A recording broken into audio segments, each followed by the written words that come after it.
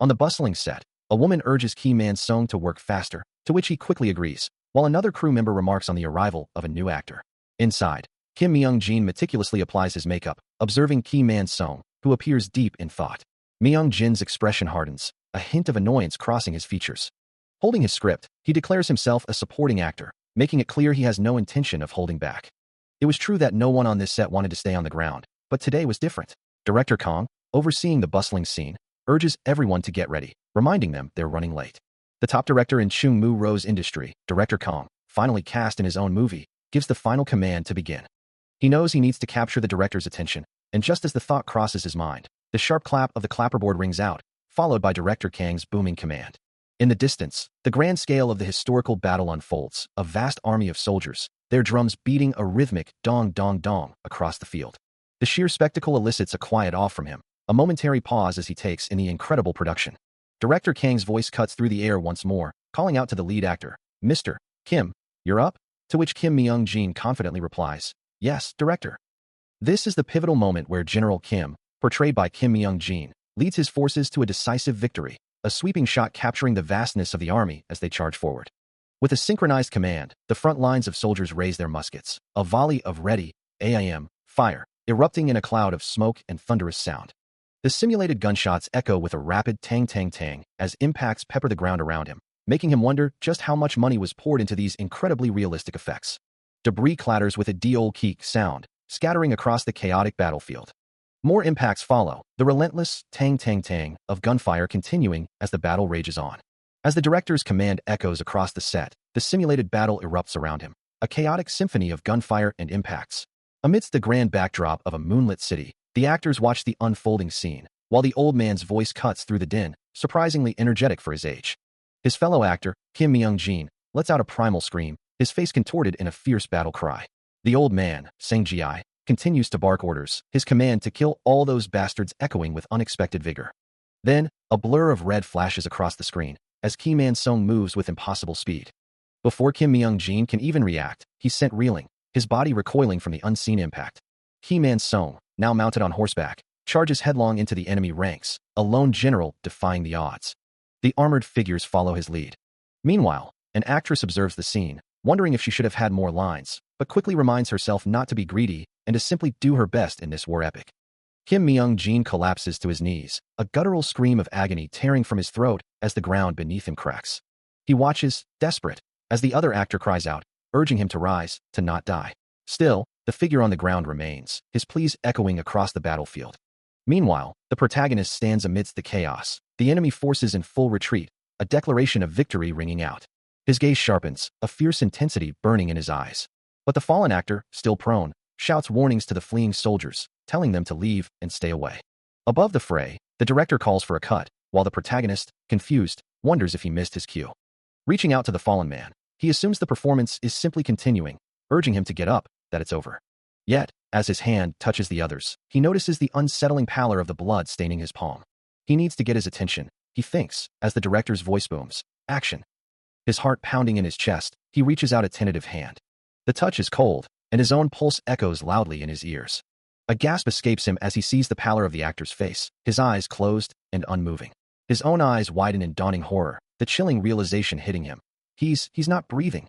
Hunched over, his mind reels, the words barely a whisper. He's really. Suddenly, the world shifts, and he finds himself in a desolate, dark forest, the trees stark against the gloom. As the world around him began to warp and dissolve, a desperate thought echoed in his mind. I need to get his attention. Followed by the sharp, familiar command of action from the set. A soft rustle of fabric accompanies Ki Man-sung's hand as he reaches out. His gaze fixed on something unseen as he thinks, I need to get his attention.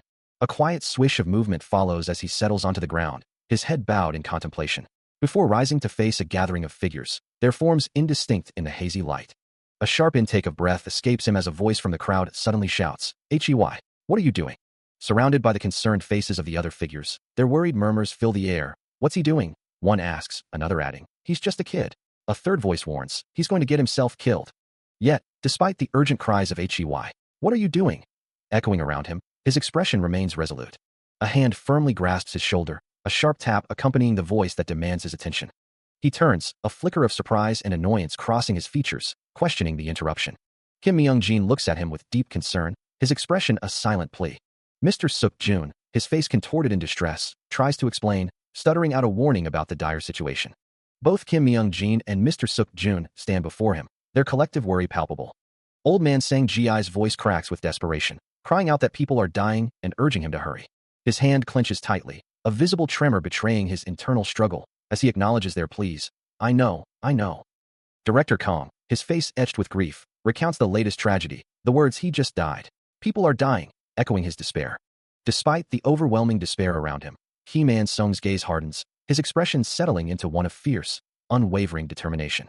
Ki Man-sung's voice cuts through the air, sharp and unyielding, as he admonishes someone to focus, reminding them that this place is a battlefield. He continues, his expression grim, emphasizing the sheer scale of death that occurs here daily. As he speaks, a faint, ethereal glow emanates from his hand, a subtle sign of the power he wields. He confirms the harsh reality to the young one, stating that they, too, are among those destined for this perilous existence. His eyes, usually calm, now reflect a deep intensity, a flicker of emotion passing through them. The intensity deepens on his face, a silent struggle playing out within him. Suddenly, he brings a hand to his mouth, as if stifling a gasp or suppressing a powerful emotion. Reaching out with urgency, he calls out, his voice laced with concern, asking if the other person is all right. His face is etched with worry, his gaze fixed on the unseen individual. His mind races, a flurry of faces and distant scenes flashing through his thoughts, as a profound sorrow begins to well up within him. A vision of a young girl, her eyes wide with fear, appears before him, her small voice barely a whisper. The world around him blurs into an ethereal glow, a shimmering distortion of reality. He looks down, his face etched with pain, as a single tear escapes his glowing eye, reflecting the depth of his despair. A choked sob escapes him, his hand instinctively rising to cover his mouth as his eyes widen in profound anguish. Nearby, Kim Myung-jin watches the distant figures, then turns to Ki Man-sung, his brow furrowed with concern, asking what has happened. Ki Man-sung collapses to the ground, his body racked with emotion, lying there with a look of utter despair. As he weeps, the image of the young girl reappears, her presence a haunting echo in his mind. His face contorted in grief, he cries out, his tears streaming down as he looks up, overwhelmed by his sorrow. Overwhelmed by a profound grief, he stares upward, his face a mask of raw emotion. A memory flashes, a voice asking, "Hey, is your back sore?" Followed by a younger version of himself replying, "If I hadn't fallen, it would have been over." But the present reality crashes back, and he collapses, a guttural scream tearing from his throat. H.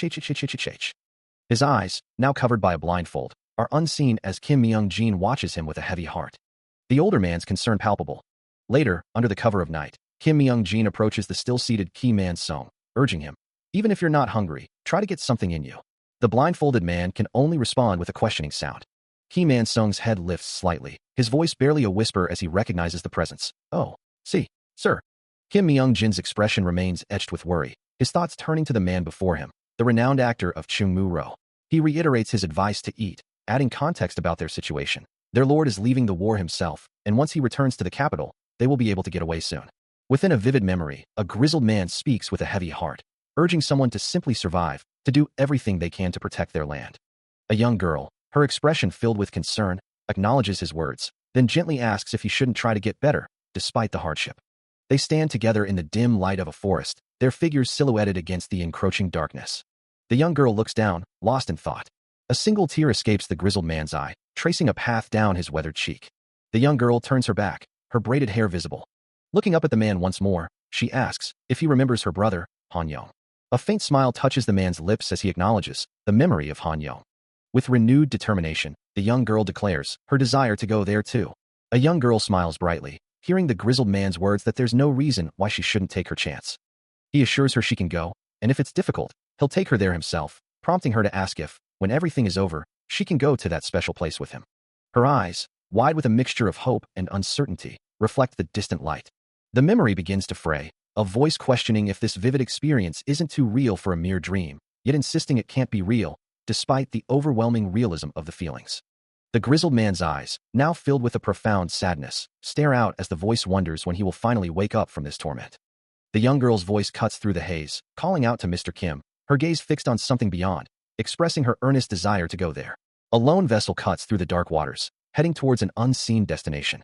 Above, a single star shines brightly in the vast, cosmic expanse, a beacon in the darkness. The memory shifts abruptly to a scene of devastation, the young girl clutching a boy, tears streaming down her face as she cries out his name, "Brother." while the grizzled man looks on, helpless. Within the vivid, painful memory, a young girl's eye glistens with unshed tears, her voice a desperate whisper for her brother. As she clutches a dark object, a man's voice calls out, addressing the little girl with a tone of concern. Still weeping, she looks up, her only desire to go to Hanyang. The memory's anguish twists Kim Man-sung's features, his face contorted in a silent scream of despair.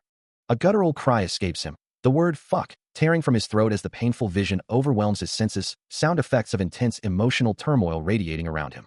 Suddenly, the immersive memory shatters, a sharp command of cut, echoing through the void, followed by words of appreciation for the work and a comment that the acting was good, pulling him abruptly from the historical scene. Disoriented, Kim Man-sung finds himself back in the present, his eyes wide with confusion as he mutters, a hesitant excuse me, struggling to grasp his surroundings. A woman's concerned face leans into view, her gentle voice asking if he can let her go now. His hand, still trembling from the memory, is gently held by hers as he finally recognizes her, whispering in a moment of fragile clarity. He slowly begins to stir, his eyes fluttering open as a soft rustling sound reaches his ears, followed by a dull thud that solidifies his return to the present. Kim Man-sung stands before a computer, his fingers flying across the keyboard with a rapid, rhythmic tapping. He mutters to himself, wondering where something has gone, his search growing increasingly frantic. Meanwhile, Director Kong sits at his own station, his fingers also tapping, but his gaze is fixed elsewhere. Kim Man-sung lets out a small sound of surprise as Kong suddenly calls out, "Hey, who is this kid?" He turns, a question in his eyes, as Kong taps the screen, clarifying, "I'm talking about this." Kim Man-sung stammers a denial, claiming ignorance, but Kang's patience wears thin. "All right," he sighs, "so you can't even tell me that?" Kim Man-sung returns to his keyboard, tapping it in frustration, a single word escaping his lips, "Man." Kong, however, remains deep in thought, weighing his options. But it's too good to throw away. What should I do? A stark title card appears, declaring, "The movie is real." A disorienting rush of sound fills the air, as if falling through an endless void. A man's face contorts in anguish, a pained gasp escaping his lips. His eyes, glowing with an unnatural green light, betray his inner turmoil as he wonders if he's losing his mind, or if everything he experienced was merely a dream, yet the lingering sensation of it all feels terrifyingly real. The soft, rhythmic beep of a computer mouse cuts through the silence. His face, now tinged with a faint red glow, trembles uncontrollably, and his feet shuffle uncertainly across the floor. With each heavy step, he confesses his doubt, unsure if he can continue acting, desperately wishing it was all just a dream, and that Mr. Kim was truly unharmed. Suddenly, a small child stands before a wall, their back to the viewer. The exterior of a house appears, offering an unexpected sense of comfort.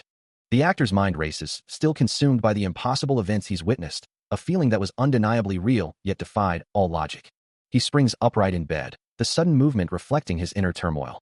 His fingers fly across the keyboard, then click the mouse, as he desperately searches for answers. The screen displays his search query, movies to reality, a desperate attempt to rationalize the impossible. He scrolls through results, terms like supernatural activity and delusions flashing across the screen, each word a blow to his sanity. A defeated sigh escapes him, the weight of his perceived reality crushing his spirit, as he resigns himself to the idea that he must return to his life as an actor. Later, under the bright city lights, he walks past a building, his expression still contemplative. He glances up at the urban landscape, a subtle shift in his demeanor. A faint, almost imperceptible smile touches his lips as he continues on his way, perhaps finding a fragile peace or a new resolve. A sigh escapes him, a quiet acceptance of his new reality, as he dismisses the need for a hospital. His feet hit the pavement, and he joins the others, a quiet farewell marking the end of the day's work. The polished surface of a car reflects the fading light. As a staff member meticulously wipes it down, while he watches, a silent observer of the mundane tasks around him. An older man, briefcase in hand, bids his farewell, expressing gratitude for the work completed. Amidst the departing crowd, he reflects that nothing has truly changed, despite his recent turmoil. A hand reaches out, offering a small card, a quiet exchange taking place. Suddenly, a voice addresses him directly, "Mr. Kim Man-sung?" He hears, responding with a questioning yes. The man continues, his words carrying weight. "The director wants to see you." Kim Man-sung repeats the question, a flicker of determination in his eyes. "The director asked for me?" On the bustling film set, whispers ripple through the crew as Kim Man-sung stands, observing the scene, while nearby, the renowned actor Kim Myung-jin approaches him. His gaze sharpens, recognizing the veteran performer, as Kim Myung-jin begins to speak. The older actor's expression is unreadable behind his sunglasses, but his words carry a weight of sincerity. With a nod of parting, Kim Myung-jin bids him farewell, promising to see him again soon, his footsteps echoing as he walks away. Kim Man-sung pauses, a slight flinch crossing his face as Kim Myung-jin's voice reaches him once more, commenting on his acting from the previous day. The words hang in the air, a profound declaration that his performance had been truly unforgettable. A gentle tap on his shoulder pulls him from his thoughts, and he turns to see Director Kong, who addresses him directly. He responds with a clear affirmation, as the director apologizes for the delay, a friendly smile on his face. Ki Man-sung confirms his readiness to the director, who then turns, a thoughtful expression on his face, as if about to ask something important. Director Kong turns to Ki Man-sung, asking if he desires a more substantial part in the production, a question that immediately captures the young actor's full attention. With a slight sigh, Director Kong clarifies that while it isn't a massive role, it does offer more lines, expressing his belief that Ki Man-sung possesses the talent to handle it, even if it's a challenging facet of acting. Overwhelmed with gratitude, Ki Man-sung thanks him profusely, promising not to disappoint, as Director Kong affirms his trust in the young man.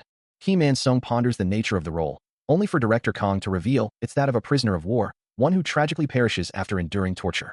On a bustling film set, a group of crew members prepares for a scene, with one of them confirming that the protagonist is securely tied up, all part of the act. Ki Man-sung, bound and ready, can't help but ask if the ropes are a bit too tight, before a crew member suggests adding another layer to the scene, revealing a twist while he's acting, a proposal he hesitantly agrees to. Acknowledging the fair point about the effects, he's told to prepare, with only 10 seconds left before the scene begins. With a deep breath, Ki Man-sung declares he can take it now, his eyes hardening with resolve as the command "ready, action" rings out. As the word "action" echoes, his expression shifts, and the world around him dissolves into a cosmic void, a familiar question, again, haunting his thoughts. A silent gulp escapes him, his face etched with a profound sense of dread. The vision intensifies, showing figures in traditional attire desperately pleading with him to talk, warning that if he doesn't, they'll be forced to take his head, for he is their only hope, and they can't hold on much longer. The vision continues, a man bound and gagged, glaring with intense fury as a voice screams, "You bastard! I'll kill you!" Around him, other figures plead desperately, a woman crying out in sorrow, another begging for mercy, and a child calling for his mother. His eyes, wide with terror, are fixed on something unseen, as a voice implores him, "Please, Ki Man-sung." The actor's mind struggles to reconcile the vividness of the scene, repeating to himself that this is merely acting. But the memory is too real, a sharp, piercing sound echoing in his ears. A single tear escapes his eye, the raw emotion overwhelming him. He tries to deny it, a silent curse escaping his lips. The realization dawns on him, a chilling certainty that this cannot be mere performance. A guttural cry escapes him, his body trembling uncontrollably as the horrifying truth of the past washes over him. Bound and helpless, he struggles against unseen restraints, a horrifying vision unfolding before him as desperate pleas escape his lips. Tears stream down his face, as he questions the very pride of those inflicting such suffering, wondering how long it can possibly last. A sharp, tearing sound echoes, a visceral symbol of something breaking apart. His eyes widen in pure horror, the realization dawning that people are truly being slaughtered before him, a desperate plea to stop escaping his lips. Reaching out a trembling hand, he questions their sanity, begging for the violence to cease. The world spins as he tumbles, his body collapsing under the weight of the horrific spectacle. Dazed and numb, he stares up at an unseen tormentor, a single word of defiance forming on his lips. Then, a guttural scream tears from his throat, his eyes flaring with an ominous red glow as a sinister chuckle echoes in the darkness.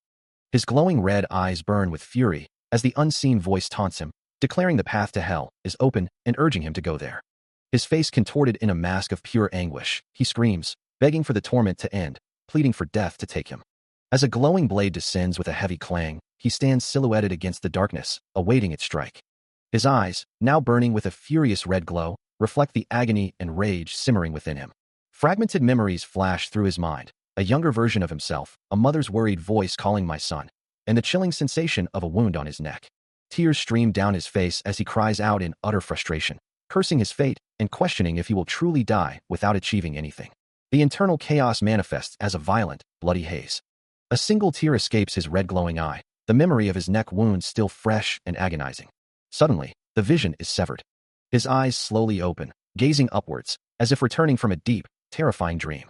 His performance is so compelling that the crew watches in stunned silence, one of them murmuring about how impressive his acting truly is. The director, observing intently, can only think to himself that it was truly superb acting, a performance that deeply resonates with him. He then calls out for the next scene, but a moment later, a wave of confusion washes over him as he wonders what could possibly be wrong, the sudden silence from the actor unsettling him. Both the director and another crew member stare, their faces etched with concern, as they repeatedly question what is happening, a growing unease settling over the set. Suddenly, a crew member calls out Ki Man-sung's name, then urgently addresses him as Mr. Ki Man-sung, just as he collapses to the ground. The director, his face contorted with alarm, shouts that he has passed out, his voice filled with panic. Later, and Ford Drip stands beside a hospital bed, its clear fluid steadily flowing.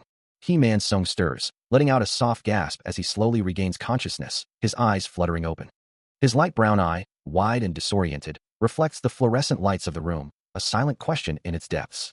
He jolts upright in the hospital bed, his body still heavy with lingering disorientation. His hand instinctively reaches for his neck, a soft hum escaping his lips as he tries to make sense of his surroundings. A woman's voice cuts through his confusion, asking if he feels better now, as she watches him from a nearby chair. He stares at her, a name forming on his lips, wondering if the entire ordeal was nothing more than a dream. Gu Ju-yun looks back at him, a slight frown on her face, as he continues to hum, still processing his return to reality. His eyes widen slightly, the question of his own existence echoing in his mind. Gu Ju-yun simply watches him, her lips pressed together in a thoughtful line. She extends a canned drink towards him, which he accepts with a hesitant "thank you," still unsure of his situation. A small smile plays on her lips as she compliments his acting, a subtle hint that she knows more than she lets on. He stirs, a dull ache throbbing behind his eyes, his mind still clouded with confusion as he tries to make sense of his surroundings. Ki-Man Sung stands over a young man sitting on a bed, his expression unreadable. Director Kong watches from a distance, a thoughtful look on his face. Later, on what appears to be a film set, Director Kong gestures animatedly while speaking to Ki-Man Sung, who then takes a moment to himself, exhaling a plume of smoke. Gu Ju-yun calls out, her voice sharp, announcing "cut," before turning to thank Ki-Man Sung for his hard work. She then informs the crew, "I'll see you all at the interviews," before walking away, leaving Ki-Man Sung to reflect on her words, "Thank you for your hard work." As he walks down the bustling hallway, a voice calls out, drawing his attention. It is Ki-Man Sung, the actor, his face a picture of quiet contemplation. A familiar voice echoes, and he turns, recognizing Gu Ju-yun. She greets him warmly, asking after his well-being, though her playful tone suggests a deeper understanding of his current state, a sentiment he quickly dismisses with a slight embarrassment. As they continue down the corridor, the urgency of the upcoming screening is clear, prompting them to quicken their pace towards the viewing room. Inside, a large screen illuminates, displaying the title card for a historical drama, 1593, Hyungdu Castle. Watching the scenes unfold, Ki-Man Sung is visibly shaken, a profound sense of familiarity washing over him. Despite knowing the story, the raw emotion of the battle scenes grips him, making him question the reality of his own acting. His eyes begin to glow with an eerie red light, reflecting the torment of a dying man on screen. He feels an overwhelming urge to intervene, unable to simply witness the suffering. His hand instinctively reaches out, a silent plea to the past. He acknowledges his own limitations, a mere human, yet the thought of inaction, of letting everyone perish, is unbearable. The screen fills with the chaos of battle, a maelstrom of clashing steel and desperate cries, a vision that seems to consume his very being. As the credits roll, a presenter steps onto the stage, announcing the amazing people behind the movie. A group of individuals, likely the cast and crew, gather to receive applause, as the audience offers a warm ovation. Among the clapping hands, Ki-Man Sung sits in the audience, his own hands joining the rhythmic applause. A strange sensation washes over him, his fingers tingling with an inexplicable energy. He taps his fingers restlessly, his mind still consumed by the film's events. The movie was good, he muses, wondering if the lead actor's portrayal of Kim Hyun-jin was truly incredible. In a sudden shift, he finds himself conversing with a young boy, Han Yong, who insists that Kim Hyun-jin was the best, adding, "If the general was like that, we'd be like this." Ki-Man Sung dismisses the boy's naive comment, but Han Yong presses on, questioning his understanding of the character who died in the end, calling him a real cutoff. Ki-Man Sung's eyes narrow, a deep intensity reflecting his lingering connection to the past, as he asks if the boy didn't feel it too, that it felt like he was truly there. His finger lifts from the elevator button, a quiet affirmation escaping him that this moment, for now, was enough. As the doors open, a voice calls out, addressing him directly. Turning with a surprised expression, he responds to the unexpected summons. A woman's hand extends a business card, offering a quick apology as he takes it. His eyes widen in disbelief as he reads the name and company, a silent no way forming in his mind. The woman, Gu Ju-yun, introduces herself as being from MS Entertainment, then bows respectfully, explaining her purpose for seeking him out. A towering corporate building, emblazoned with the initials MS, stands against the bright sky. Below, a man gazes up at its immense scale, a thought echoing in his mind. What am I doing here? Despite his apprehension, he begins to walk, his footsteps deliberate as he approaches the entrance. Inside, he checks his phone, a small, internal voice confirming his arrival. A memory surfaces, a comment about someone looking pretty nice, and he finds himself agreeing with the sentiment. A formal voice breaks the silence, acknowledging his presence. "Thank you for coming, Mr. Ki-Man Sung." A woman in a sharp business suit, her dark hair neatly styled and glasses perched on her nose, offers a confident smile. I knew you would join us here at MS. A soft chuckle escapes the woman's lips as Ki Man-sung finds himself seated across from her, a contract laid out between them. Her voice, smooth and confident, then asks, "Then, shall we get to signing a contract?"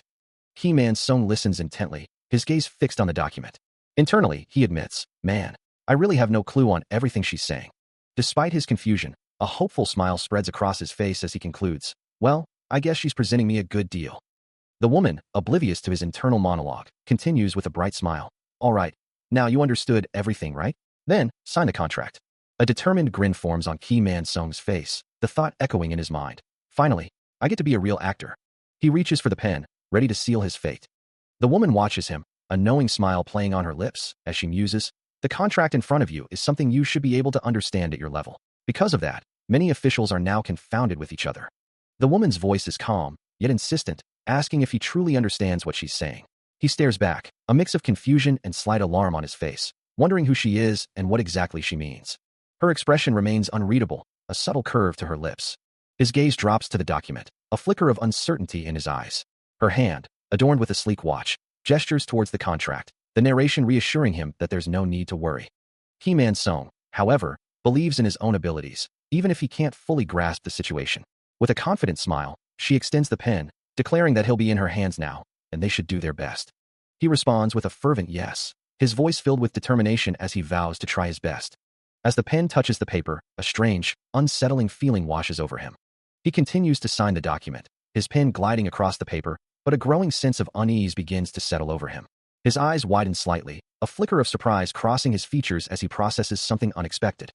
Gu Ju-yun, observing his reaction, speaks with a calm, almost dismissive tone, reminding him that forgetting the most important part of the contract would be a serious oversight. He continues to sign, his mind racing. As the implications of her words begin to sink in, a small voice in his head questioning the value of 5 million. Gu Ju-yun's lips curve into a slight smile as she clarifies, and the sheer magnitude of the figure causes him to gasp, his hand flying to cover his mouth in disbelief. She leans forward, her expression confident, assuring him that their company is far from small, especially when it comes to finding a rare gemstone and paying such a substantial amount. He stares at the contract, his mind reeling, the words 110 million echoing in his thoughts. His gaze drops to the document once more, the sheer scale of the payment leaving him utterly stunned. His eyes, wide with shock, reflect the overwhelming realization of what he has just signed. His world had just been irrevocably altered, the sheer weight of the contract's value still echoing in his mind. Leaving the building with the agent who had brokered the deal, he carried the physical manifestation of his new reality.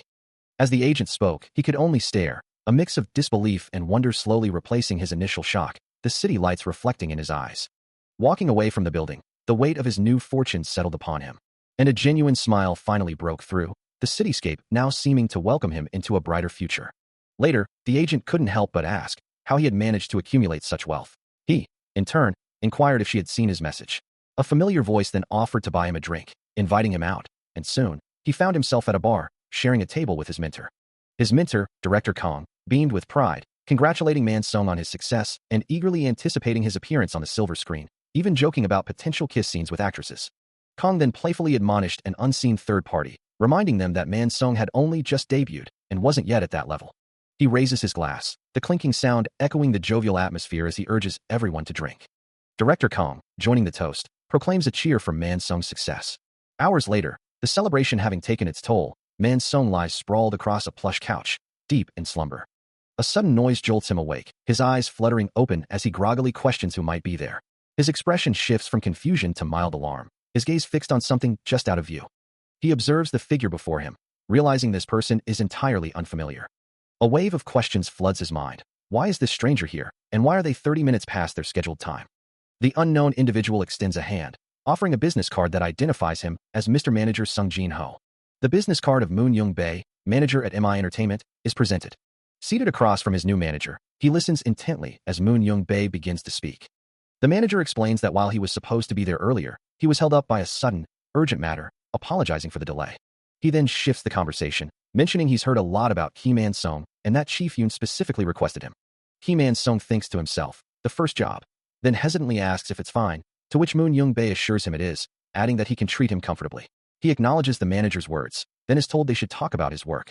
Moon Young-bae reveals the title of the project, Hunter of the Night, a movie he's expected to perform in. Ki Man-sung's eyes widen slightly, as a document confirms his role as repairman.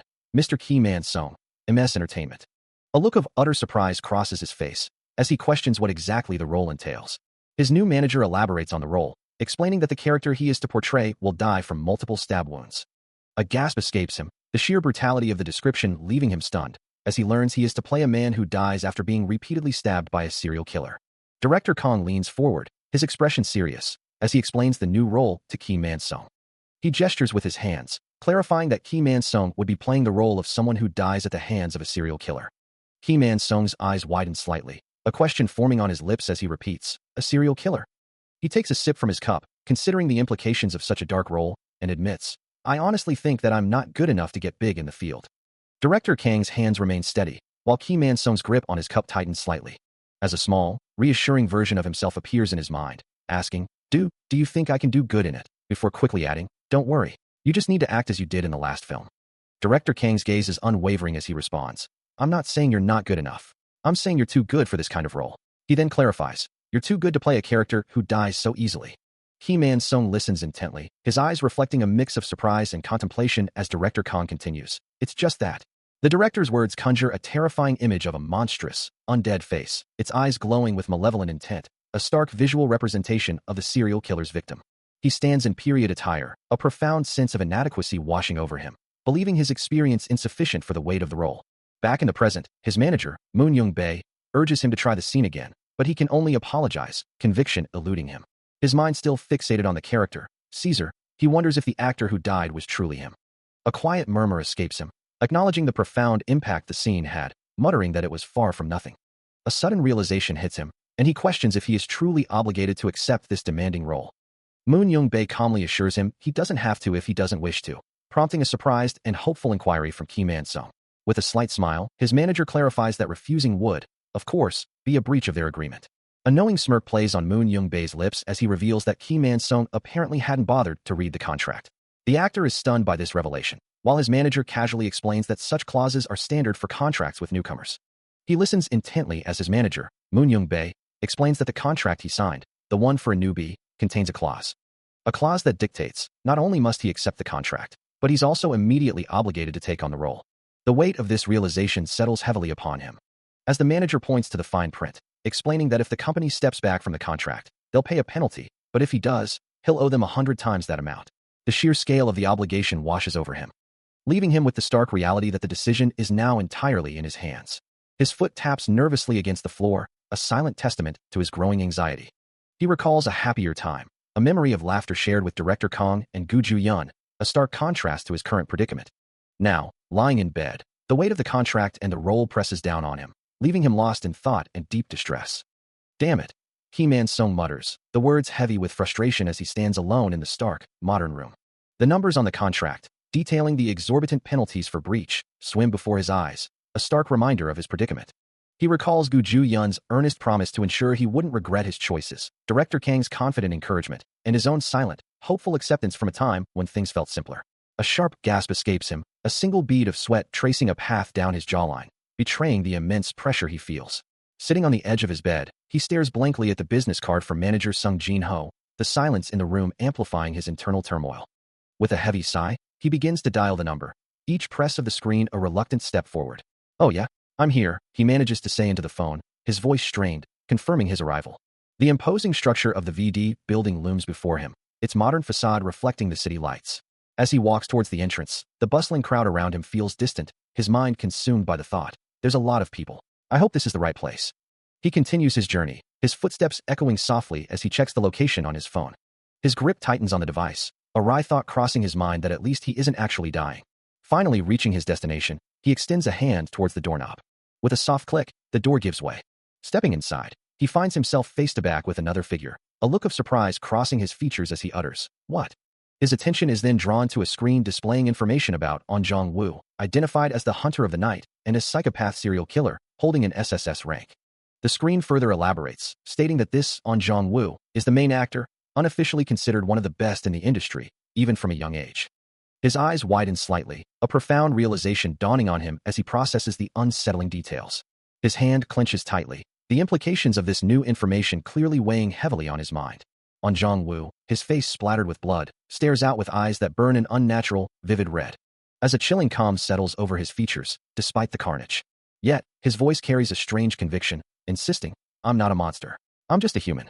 A frantic heartbeat echoes, a chilling rhythm against the backdrop of Ki Man-sung's blood-splattered face, his eyes wide with a terror that seems to consume him as the thumping continues. Meanwhile, An Jong-woo stands in quiet contemplation, his gaze sharp and focused on something unseen. A soft sigh escaping his lips as his eyes begin to glow with an intense, ethereal blue light. He then turns to address Sung Jin-ho, who listens intently as An Jong-woo speaks with a calm, measured tone, his words carrying a weight that demands attention. A thoughtful hum escapes An Jong-woo as he processes the situation, before a metallic clink sounds, followed by a determined declaration of fire, as he stands ready for whatever comes next. An Jong-woo reflects on the recent events, a quiet question lingering in his mind. Meanwhile, the scene shifts to a professional setting, the entrance of a script reading room. Inside, a meeting is already underway, with several figures gathered around a large table, a screen displaying imagination at the front. Scripts are being reviewed, the word production visible on one of the pages. Suddenly, a pair of feet approaches, causing a ripple of anticipation through the room. Gu Ju-yeon and Sung Jin-ho exchange glances, one noting his arrival, the other admitting this is their first time seeing him in person. Gu Ju-yeon greets him, acknowledging it's been a while, while Sung Jin-ho expresses surprise, realizing Jong-woo is indeed the famous actor. The actor, known for his discerning choice of roles, consistently delivers exceptional performances, establishing himself as one of the biggest names in Chungmu-ro. With his striking good looks, dedication to physical fitness, and undeniable talent, he is widely regarded as the very definition of a next-generation star. He has arrived, his manager announces, as Gu Ju-yeon questions if it's truly An Jong-woo. His manager continues, stating that he is someone who can make a movie out of his own life, a true hunter of the night, and now, it's time to delve into the script. He elaborates that An Jong-woo is one of the few actors who can truly embody a role, a genius who grasps the entire script in one sitting, and even he got goosebumps watching his performance. Gu Ju-yeon, listening intently, understands why he's earned the moniker Hunter of the Night. An Jong-woo, now focused on the script, addresses the esteemed actor, Ki Man-sung, while his manager echoes the name, confirming his presence. He pauses, a thoughtful hum escaping him, as his manager prompts him to continue. Ki Man-sung's filmography is truly exceptional, a testament to his ability to not merely play a role, but to become the character itself, a genius who can grasp an entire script in a single sitting. An Jong-woo apologizes for his manners, but his manager reassures him it's fine and tells him to remain seated. Suddenly, a new voice introduces himself as Kim Chan-woo, inviting him for coffee, causing An Jong-woo to quickly clarify that things are not as they seem to Mr. Ki Man-sung. Lost in thought, Ki Man-sung's gaze drifts, his mind already immersed in the complexities of his next role. He ponders aloud, wondering how he will truly embody the part. His eyes, sharp and focused, reflect the depth of his concentration. Later, arriving at the script reading, he offers a quick apology for his tardiness, explaining he was held up discussing scenes with director Kang. Seated at the head of the table, with director Kang and manager Sung Jin-ho nearby, Ki Man-sung decides to skip formal introductions, suggesting they get to know each other through the script itself, given their tight schedule.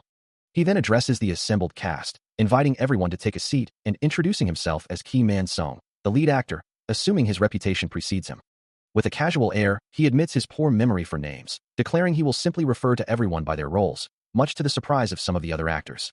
His gaze then lands on An Jong-woo, and he bluntly asks if he is the psychopath serial killer of the story, causing the younger actor to widen his eyes in shock. An Jong-woo's composure shatters, his eyes glowing crimson as he internally rages, cursing the older actor and vowing to make him pay for his insolence. Despite the palpable tension, director Kang attempts to smooth things over, acknowledging An Jong-woo's earlier arrival and asking if he's feeling better. He then shifts the focus, declaring that it's time to begin the script reading. The group sits in a strained silence, the weight of the previous exchange still heavy in the room. An Jong-woo's expression remains unreadable, his gaze distant. Ki Man-sung, however, seems to be enjoying the discomfort, a subtle smirk playing on his lips as he observes the scene. Gu Ju-yeon, on the other hand, looks visibly uncomfortable, her eyes darting nervously. An Jong-woo's gaze finally settles, a deep seriousness etched onto his features. Director Kang watches him intently, a silent question in his eyes. Finally, An Jong-woo speaks, his voice calm as he agrees to proceed, though a subtle, almost imperceptible tremor hints at his true feelings. He sits silently in the passenger seat, his manager beside him, as the car pulls away from the building. The manager breaks the silence, asking, "Are you okay?" He continues, suggesting, "Let's just go home for today." Meanwhile, back at the script reading, director Kang tries to smooth things over with Ki Man-sung, but the earlier exchange still weighs heavily on An Jong-woo's mind, his eyes reflecting a deep, unsettling calm. He thinks to himself, "Damn." Sung Jin-ho, noticing his quiet intensity, tries to lighten the mood, saying, "Oh, haha, you must be really mad right now." He offers a gentle reassurance, Don't worry too much. Try to relax a little. An Jong-woo responds with a quiet, H. Thank you. But beneath his composed exterior, his eyes betray a deeper truth, revealing the identity of the hunter of the night. As Sung Jin-ho and Gu Ju-yeon quietly read, he mentions that the director had called him, adding that the director would be arriving soon. A soft, almost imperceptible sound of movement echoes as An Jong-woo steps into a doorway, his eyes widening slightly in surprise. Sung Jin-ho reiterates the news, confirming the director's imminent arrival, prompting a questioning huh from An Jong-woo. He then asks for clarification, to which An Jong-woo simply replies that he isn't sure. Under the night sky, the film set is bustling with activity as director Kang's voice cuts through the air, calling out, "Ready, action." An Jong-woo, embodying the role of a killer, delivers a powerful kick to a female victim, sending her reeling. He stands over her, the scene concluding with director Kang's sharp call of "cut." The director claps, acknowledging the crew's good work and expressing his appreciation for their efforts, as the sound of applause fills the air. He then announces another scene, a new location, which prompts a questioning glance from Ki Man-sung. Ki Man-sung, looking tired, asks if they truly need one more scene, mentioning the crime scene's distance and pleading for reconsideration. Director Kang questions his reluctance, to which Ki Man-sung simply replies that he is tired. The director's expression shifts, a chilling realization dawning on him as he mutters about the implications of Ki Man-sung's words, a sudden understanding washing over his face. Suddenly, a knife flashes, plunging into Ki Man-sung's back as An Jong-woo, no longer acting, begins a brutal assault. The attack is relentless, with Ki Man-sung struggling against multiple stabs to his chest, stomach, face, and neck, ultimately succumbing to the violent onslaught. The chilling scene continues, as An Jong-woo stands over his victim, the knife still clutched in his hand, stained with the blood of 13 brutal stabs.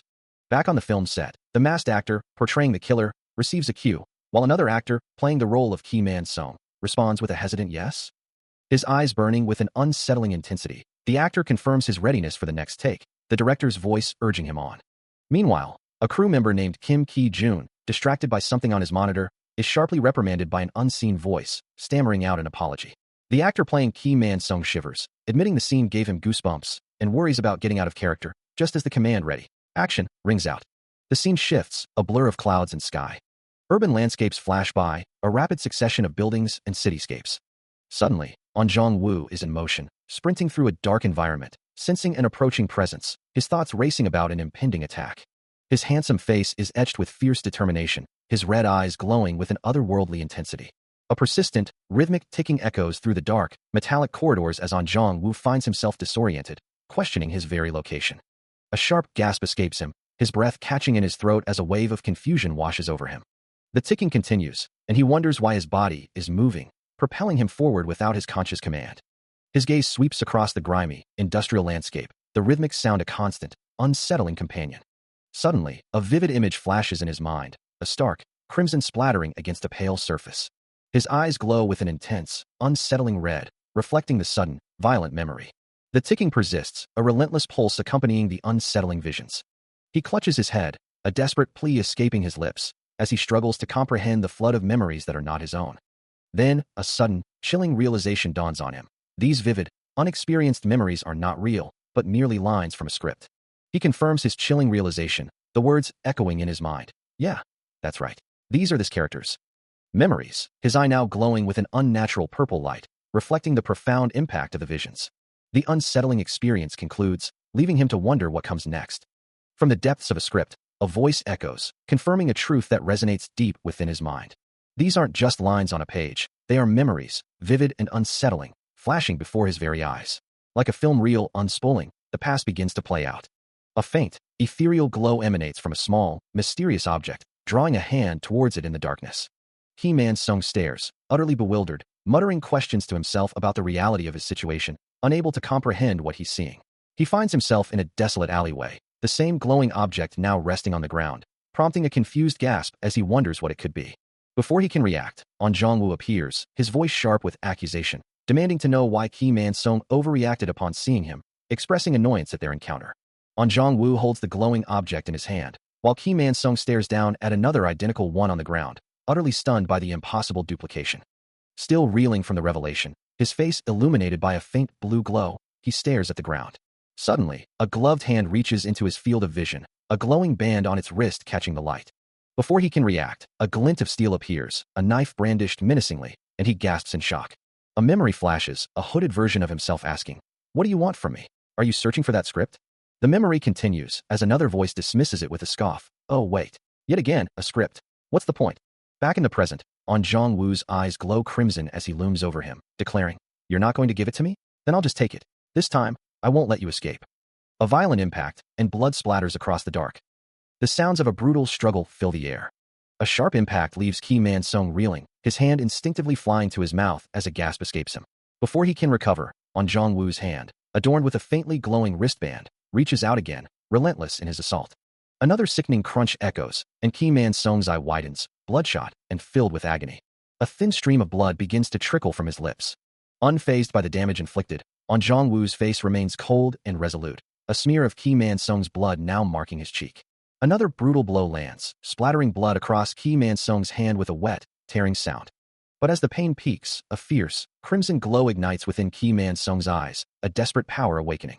Sensing the shift, On Jong-woo abruptly turns and flees, his footsteps echoing rapidly into the darkness. Left alone and severely wounded, Ki Man-sung's hand reaches out weakly before his body finally gives way, collapsing to the ground. A chilling thought echoes through Ki Man-sung's mind, questioning if he had just witnessed a murder scene, the traumatic memory replaying like a film.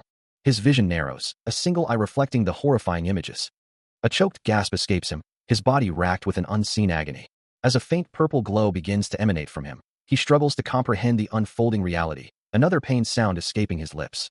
His face contorts in pure anguish, the purple energy intensifying around him as he lets out a desperate, guttural cry. Overwhelmed by the blinding light and his internal torment, he continues to gasp for air, trapped in his nightmare.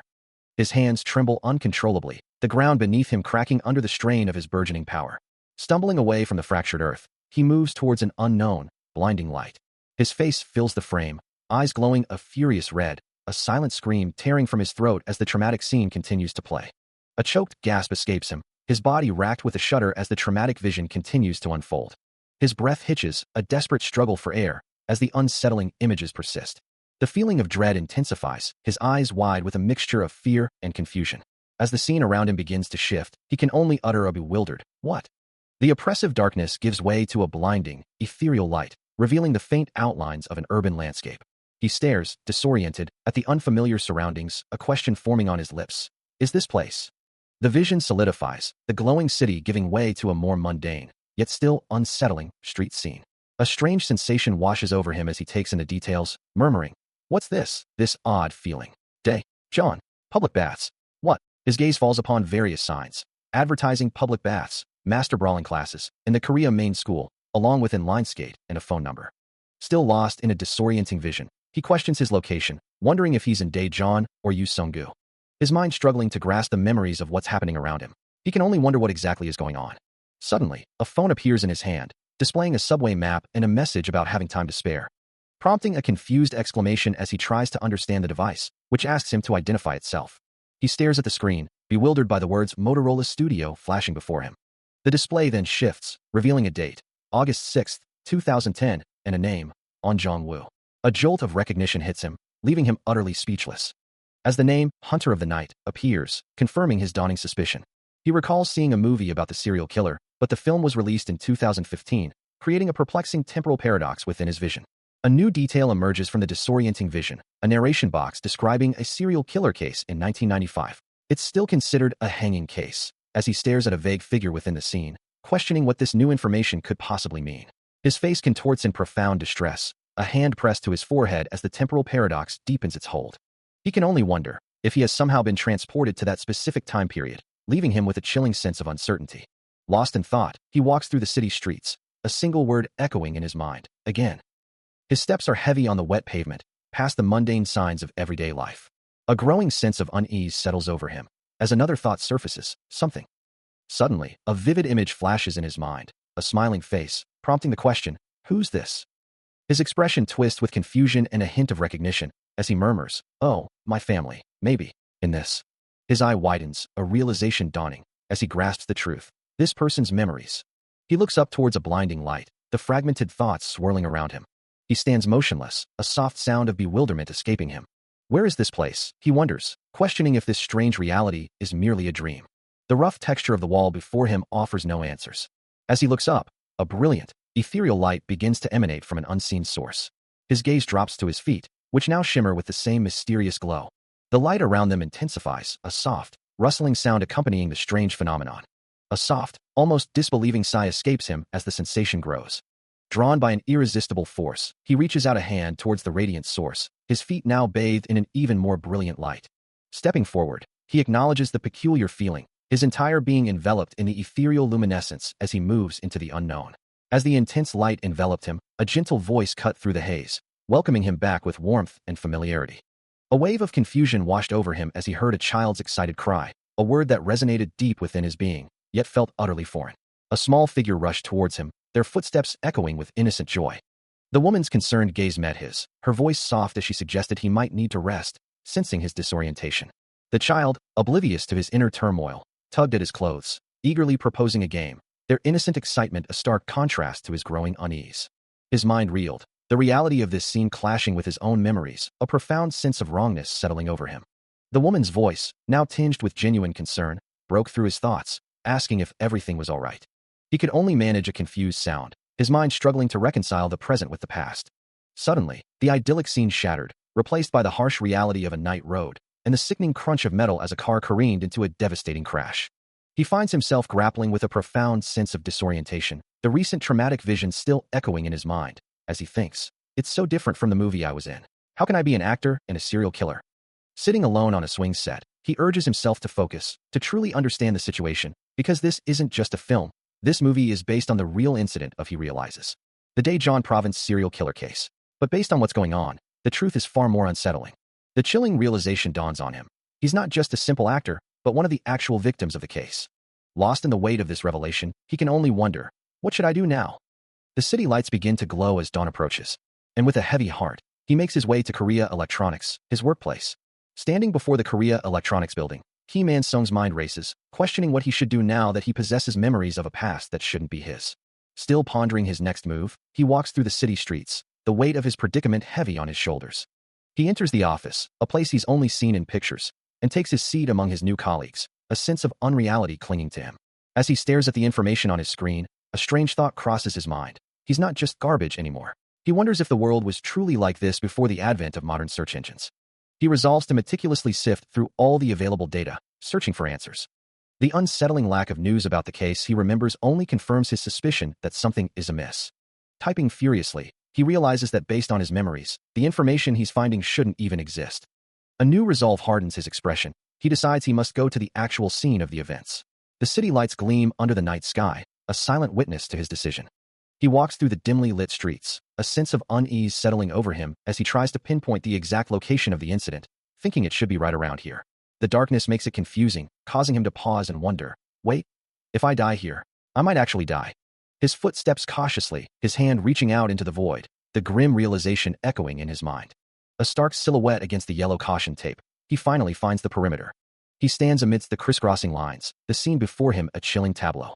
His hand clenches, a single word escaping his lips, horrible. He surveys the ground, then lifts his gaze, his expression hardening. A flicker of determination ignites in his eye, his face set with a grim resolve to uncover the truth. Kim Man-sung's eyes open, a flicker of confusion crossing his features. He looks around, his gaze sharp and searching, as if trying to grasp his surroundings. Then, his eyes fall upon An Jong-woo, who stands nearby, his face still stained with blood, a silent question hanging between them. A thought echoes in his mind. Did he not recognize me? Without a word, the other man turns and begins to walk away, his hooded figure receding into the darkness.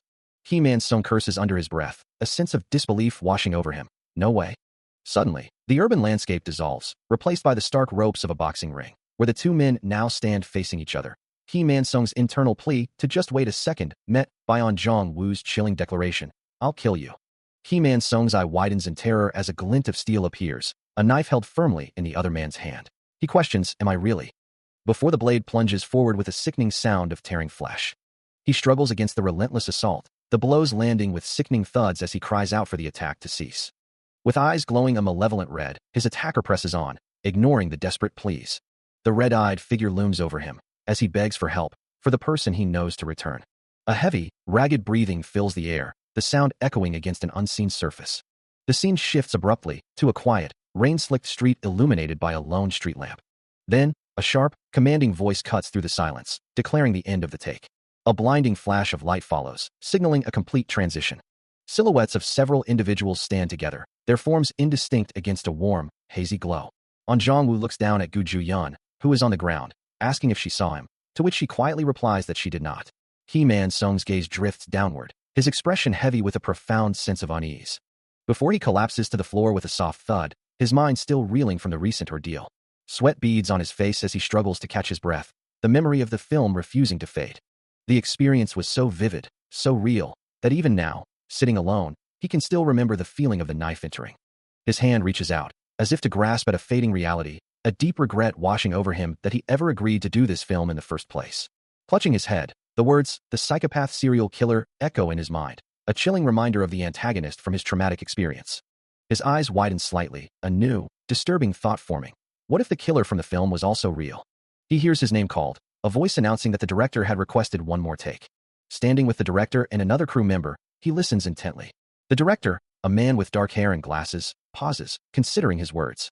He finally offers his assessment, stating that while the acting itself was fine, the overall mood felt uninspired. He-Man Sung questions what he means by boring, prompting the director to clarify that he desired a bit more realism. A look of surprise crosses his face at the unexpected feedback. He acknowledges the director's point about the performance lacking a certain spark, accepting the critique with a simple okay. Turning away from the set, he begins to walk, his thoughts heavy with the director's words. His figure grows smaller as he moves further into the distance, heading towards a distant building. He-Man Sung stares at his reflection, a news article on his phone screen hinting at a new development. As he considers, he must have become a suspect. Could it have been because of the suspect? A sharp intake of breath escapes him, his expression a mix of shock and dawning realization. Still gazing at the reflection, the implications of the news slowly settle in. A chilling thought echoes in his mind. You know me, right? A nervous gulp catches in his throat. With a newfound resolve, he decides, let's check. An Zhongwu's voice cuts through the oppressive silence, a chilling query hanging in the air. His dark jacket collar pulled high, obscuring his face as he looms. He-Man Sung lies helpless on the cold ground, his body refusing to obey, as a desperate curse escapes his lips. His mind racing, unable to comprehend the terrifying reality of his situation, the utter paralysis gripping him. An Zhongwu's shadowy form seems to pulse with a faint red light, his thoughts a twisted game of should I or should I not. A single, glowing red eye pierces the darkness, and his voice drips with mock concern as he addresses the bound man. He-Man Sung is completely restrained, his limbs bound tightly, leaving him utterly vulnerable. As a hand reaches down towards him, while he can only stare up, his eyes wide with terror. He stares up into the downpour, the cold drops mirroring the dread that washes over him. The world around him plunges into an oppressive darkness, his features twisting in a silent scream, a primal terror seizing his very soul. A guttural cry tears from his throat, echoing the torment that consumes him. The cruel, mocking laughter of his tormentor rings out, bouncing off the surrounding buildings. With blood streaking his cheek and tears welling in his eyes, He-Man Sung can only beg for it to end. Then, a sharp, decisive command slices through the air. The oppressive darkness gives way to a blinding, artificial light, revealing from above several figures lying motionless on the cold, hard ground, while An Zhongwu stands observing the aftermath. Lying motionless on the ground, the previous ordeal concludes as a voice confirms, Ki-Man Sung, you passed. Yet, a dismissive scoff echoes, followed by a critical assessment, not even an attempt. Two figures, an older man in glasses and a taller assistant, observe the scene, their backs to the viewer. The older man turns, addressing Ki-Man Sung directly, acknowledging his acting is fine, but clearly expecting more. Ki-Man Sung responds with a hesitant, almost questioning, oh yes. The director clarifies his vision, demanding a portrayal of a psychopath serial killer rather than a simple death, leaving Ki-Man Sung to ponder the challenge. He further instructs him to embody the desperation of a man fighting to return to his family, making the villain even more compellingly evil. With a renewed sense of purpose, Ki-Man Sung declares, I'll try one more time. He responds to the unseen presence, acknowledging its unique nature, when a voice cuts him off, declaring its intent to spare him. This time, for sure. He recoils, surprised by the statement, demanding a moment to process what he's just heard. His gaze sharpens as he questions the ominous implication of, what do you mean this time? A sudden realization dawns on him, and he asks how the voice could possibly know. His eyes widen in shock as the voice continues, asking if he witnessed the other ones. He presses further, trying to understand the full scope of the situation, before deciding, for now. With that thought, he declares, let's try to buy some time, and turns to sprint away, a desperate attempt to escape. His form blurs into the darkness as he flees, leaving the unsettling encounter behind. He sprints through the dark, a desperate question echoing in his mind. What now? A frustrated curse escapes his lips. As he glances back, the unseen threat still looming. Still running, the same question plagues him, his breath coming in ragged gasps. He knows this isn't part of any script, this isn't a performance. Then, a sudden realization dawns on him, a chilling truth that makes him exclaim, "Of course." His eyes widen in terror, his body tensing as if struck by an invisible force. A silent scream contorts his face, his gaze fixed on something unseen. Suddenly, his legs give out, sending him tumbling to the ground. His wide, terrified eyes reflect the dark as he collapses completely. As his world collapses around him, a horrifying, distorted face screams in silent terror, its eyes wide and pupils dilated in a blue-tinged nightmare. This terrifying visage, he realizes, is intrinsically linked to the infamous Dae-John serial murder case. And then, a figure emerges from the light, walking away into the encroaching darkness, the culprit of that very case. Through a blurry, red-tinted haze, the culprit figure reaches out, a silent, menacing gesture. Suddenly, the vision shatters, replaced by a stark command, "Cut." Exhausted, Ki Man-sung lies on the ground, the director's voice echoing, "You did great." The final command of "cut" signals the end of the scene. But for him, the real performance is just beginning, as his mind drifts to a chilling thought. Now, finally. A hand reaches for a door, a silent, almost imperceptible movement. Later, lying in bed, the actor's eyes are wide open, haunted by the words, "The Dae-John serial murder case." Images flash through his mind, a terrified eye, a blood-stained hand clutching a knife. The memory of the happy end he once sought, now a cruel irony. Sitting on the floor, he stares at his phone, a desperate thought forming. If it was still there. His gaze is fixed on the screen, displaying the chilling title once more, Dae-John serial murder case scene. As the journey continued, a quiet contemplation settled over him. The bus carrying him steadily from Seoul towards Daejeon. A heavy sigh escaped him as he stared out the window, wondering aloud, "What am I doing here?" The cityscapes blurred past, each street bringing him closer to his destination. Finally on foot, he walked with deliberate steps, the familiar sounds of his footsteps echoing as he observed. "I think this neighborhood is still the same though." A soft rustle of movement caught his attention as he looked around, a memory stirring within him. Around here was. His gaze dropped, a dark, shadowy reflection momentarily appearing in his eyes. Before he looked up sharply, a wave of disbelief washing over him. "It's still here?" Approaching a police officer, Ki Man-sung is met with a skeptical gaze, who questions his presence, wondering if he's a reporter. The officer, a man in his 30s with a neat uniform, expresses his frustration, asking why he's bothering with a case that has only 6 months left until its statute of limitations expires. Ki Man-sung, undeterred, simply suggests, "Why not go to the scene?" The officer sighs, clearly exasperated by the reporter's persistence, muttering under his breath. Reluctantly, he picks up his keys, agreeing to go. Soon after, a car speeds through the city streets, carrying them towards their destination. They arrive at a quiet, unassuming building, a police car already parked nearby. The officer gestures towards the entrance, leading the way inside. A gloved hand carefully extracts a bloodied knife from a sterile plastic bag, preparing it for further analysis. The evidence meticulously handled. Meanwhile, at the crime scene, Ki Man-sung stands over a table, observing the layout of the room, his hand moving across a digital tablet, sketching out details. The police officer stands beside him, both men looking intently at the information displayed. A thought crosses the officer's mind, wondering if Ki Man-sung truly saw it in a dream, to which he simply confirms with a quiet, "Yes." The officer then presses him for an update on the forensic findings, asking, "So, what came out of the blood test? And if it had been sent for inspection?" Ki Man-sung looks away, a hint of frustration in his voice as he explains that it might have been the spirits of the dead helping with the case, because there was nothing we could do. He then mutters, "Now seriously this." The Dae-John serial murder case, a name that still echoed with dread, now had a face attached to its initial investigation, On Jong-woo. As the police officer presented the details, Ki Man-sung's gaze fell upon the name, a question forming on his lips. His eyes widened, a sudden jolt of recognition or horror flashing across his features as he murmured, "This face." The police officer, noticing the sudden shift in his demeanor, leaned in, concerned. What's wrong?" Ki Man-sung's eyes were wide with a mixture of disbelief and dawning horror as the realization hit him with full force. This guy, here, he was the first suspect in the case. On Jong-woo remained impassive, while the officer, exasperated by the outburst, tried to regain control of the situation. "What are you doing? You'll upset everyone up." Moments later, On Jong-woo walked out of the building, his footsteps echoing softly on the pavement. He moved past other officers, a quiet rustle accompanying his departure. His expression unreadable as he continued on his way.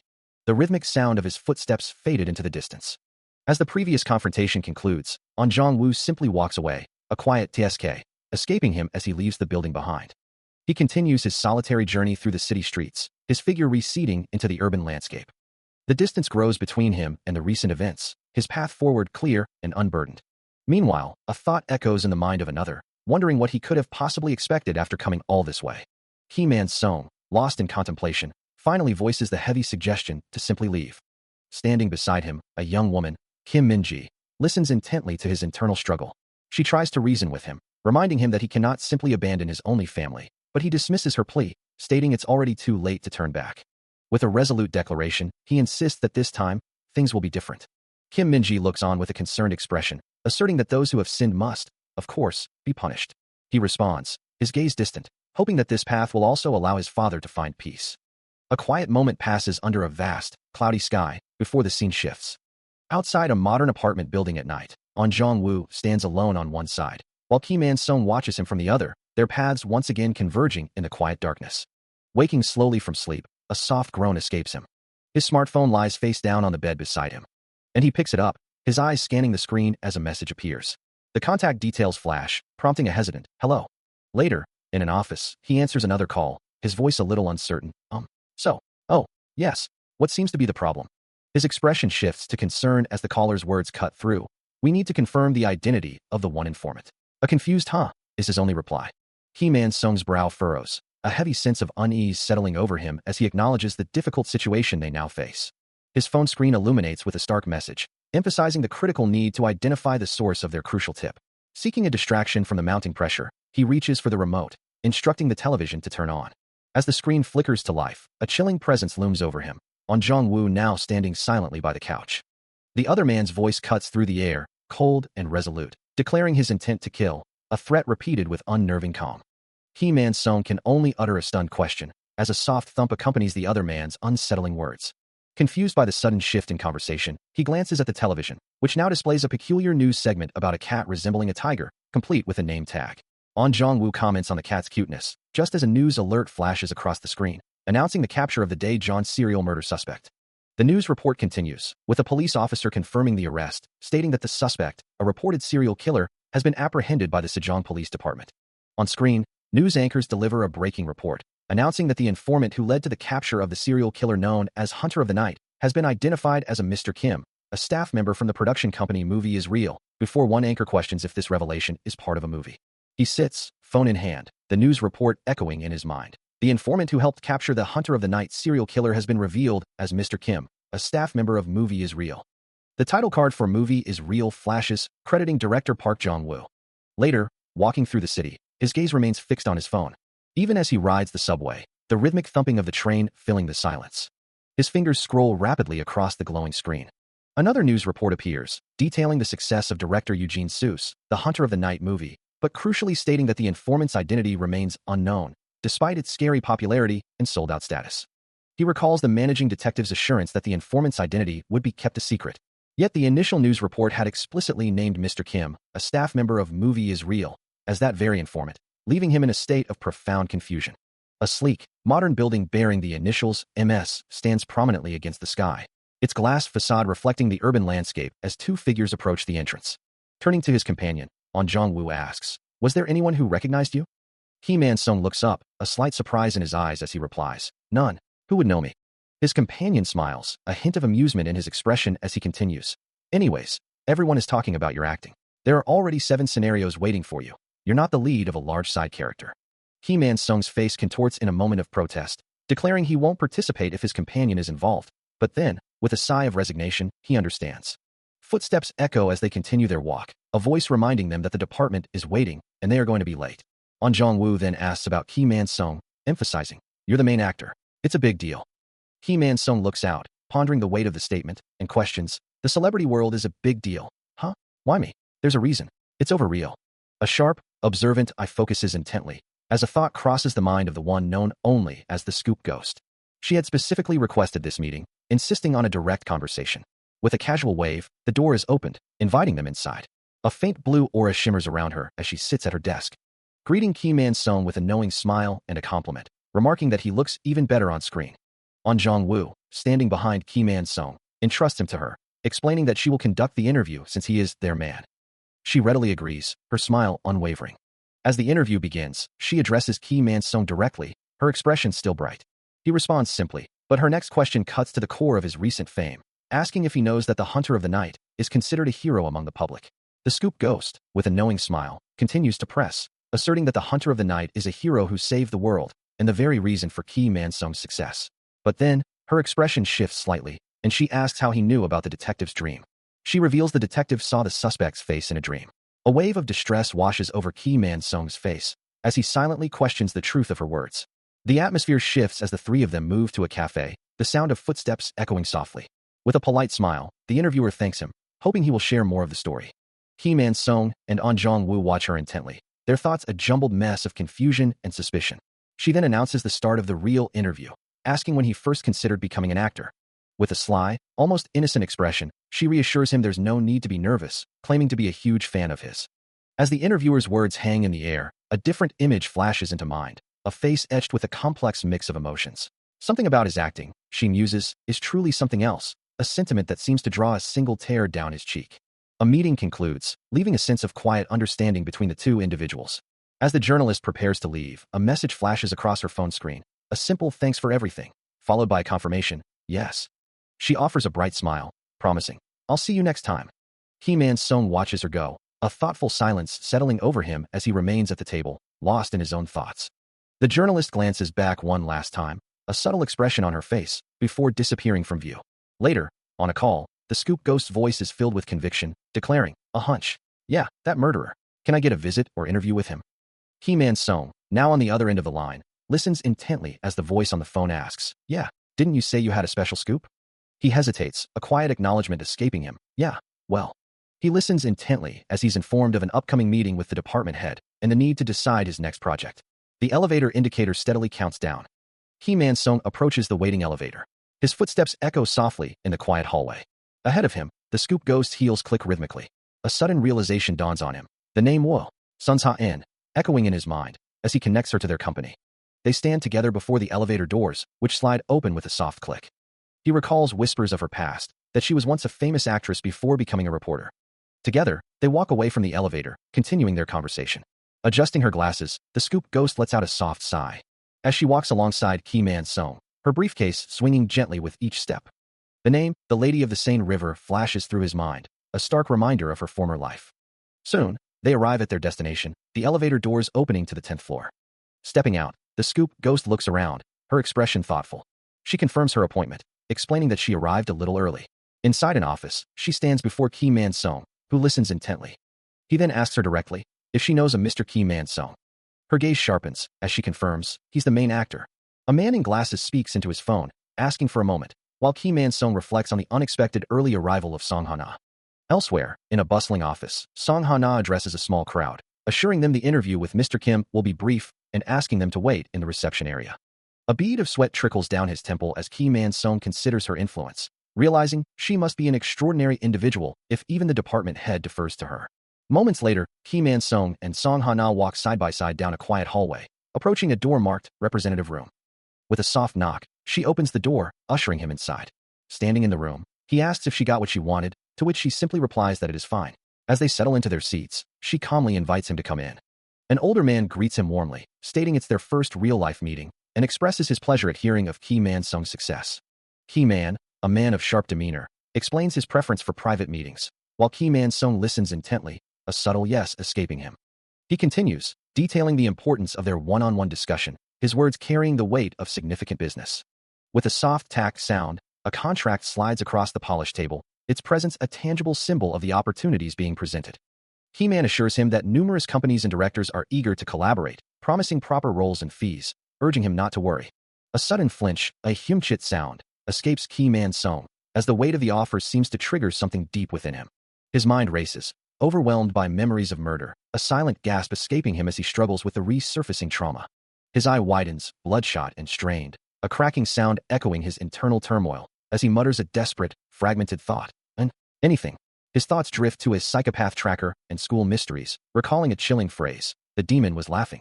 Noticing his profound distress, Ki Man leans forward with concern, asking what is wrong, and surmising that the sheer volume of offers might be too much for him to handle. Ki Man-sung explains his intention to try out for a movie role, expressing a desire to explore different genres. An Jong-woo considers this, a thoughtful hum escaping him. He then presents another option, asking what Ki Man-sung thinks of it, who finds the prospect appealing.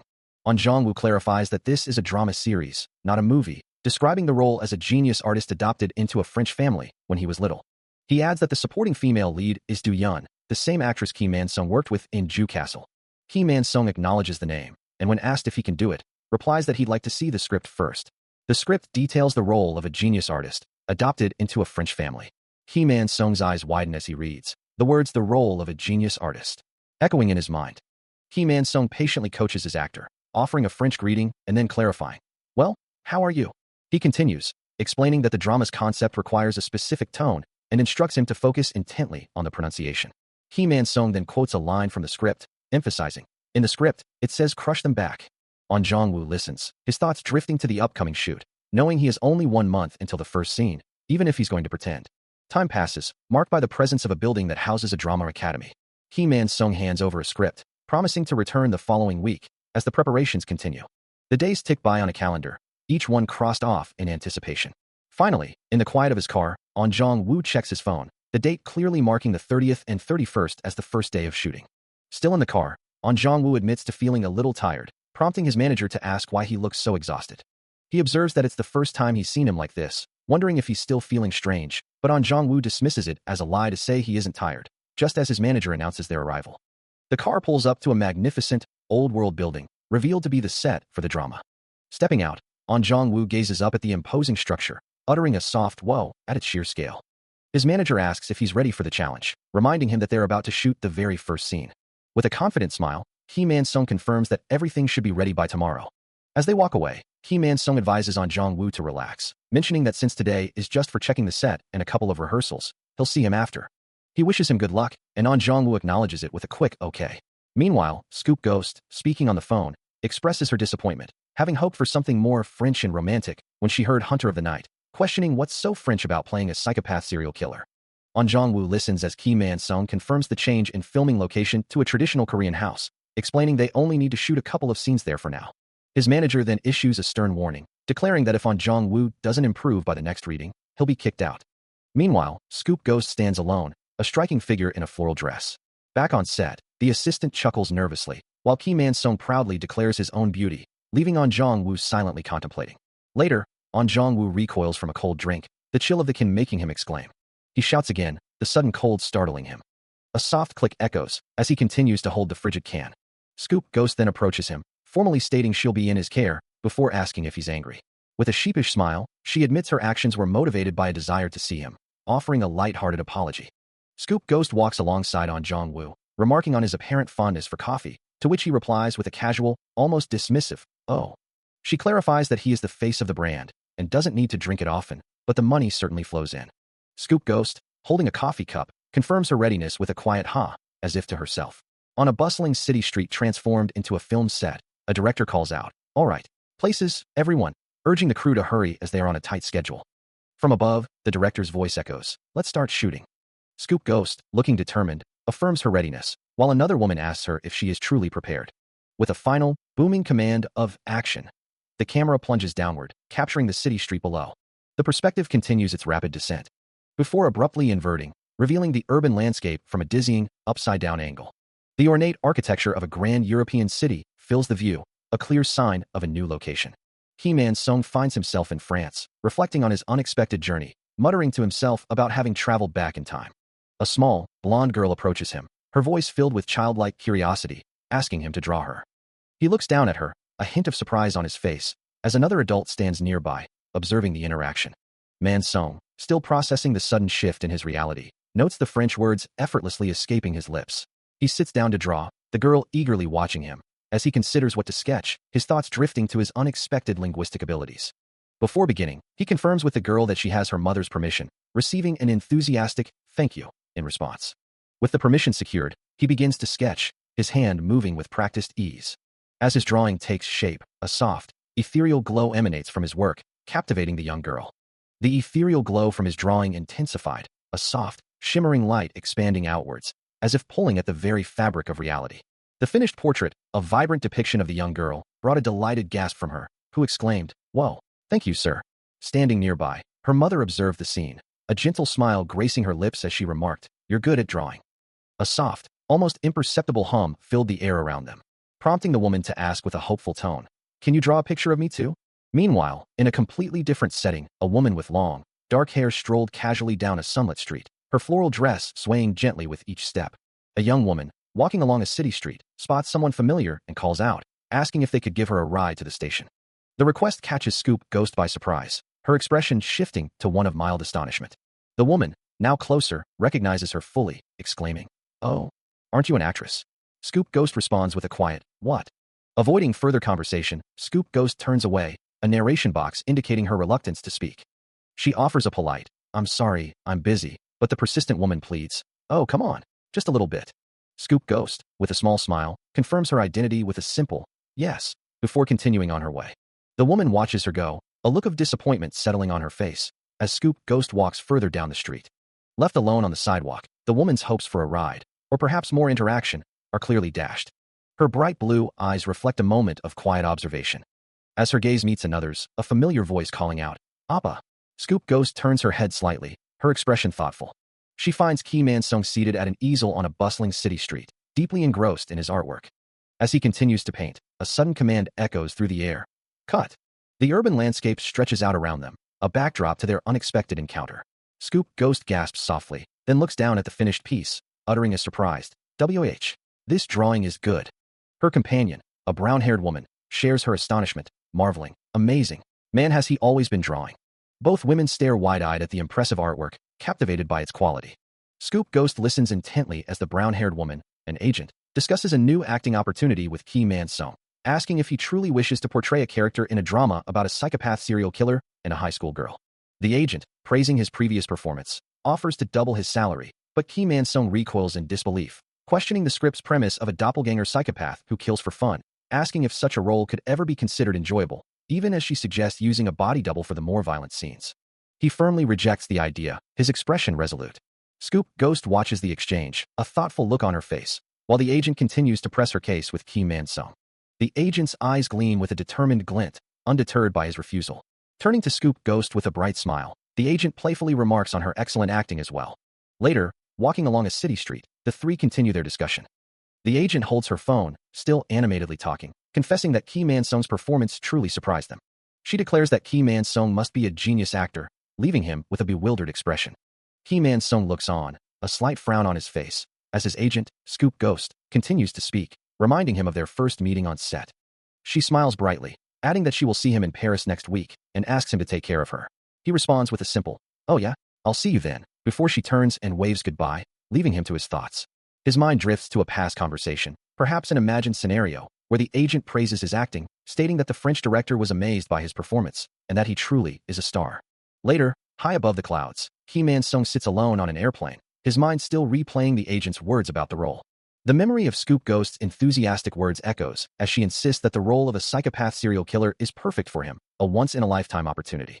She continues, questioning if he truly wants to live a normal life, or if he wants to step into the role of a hero.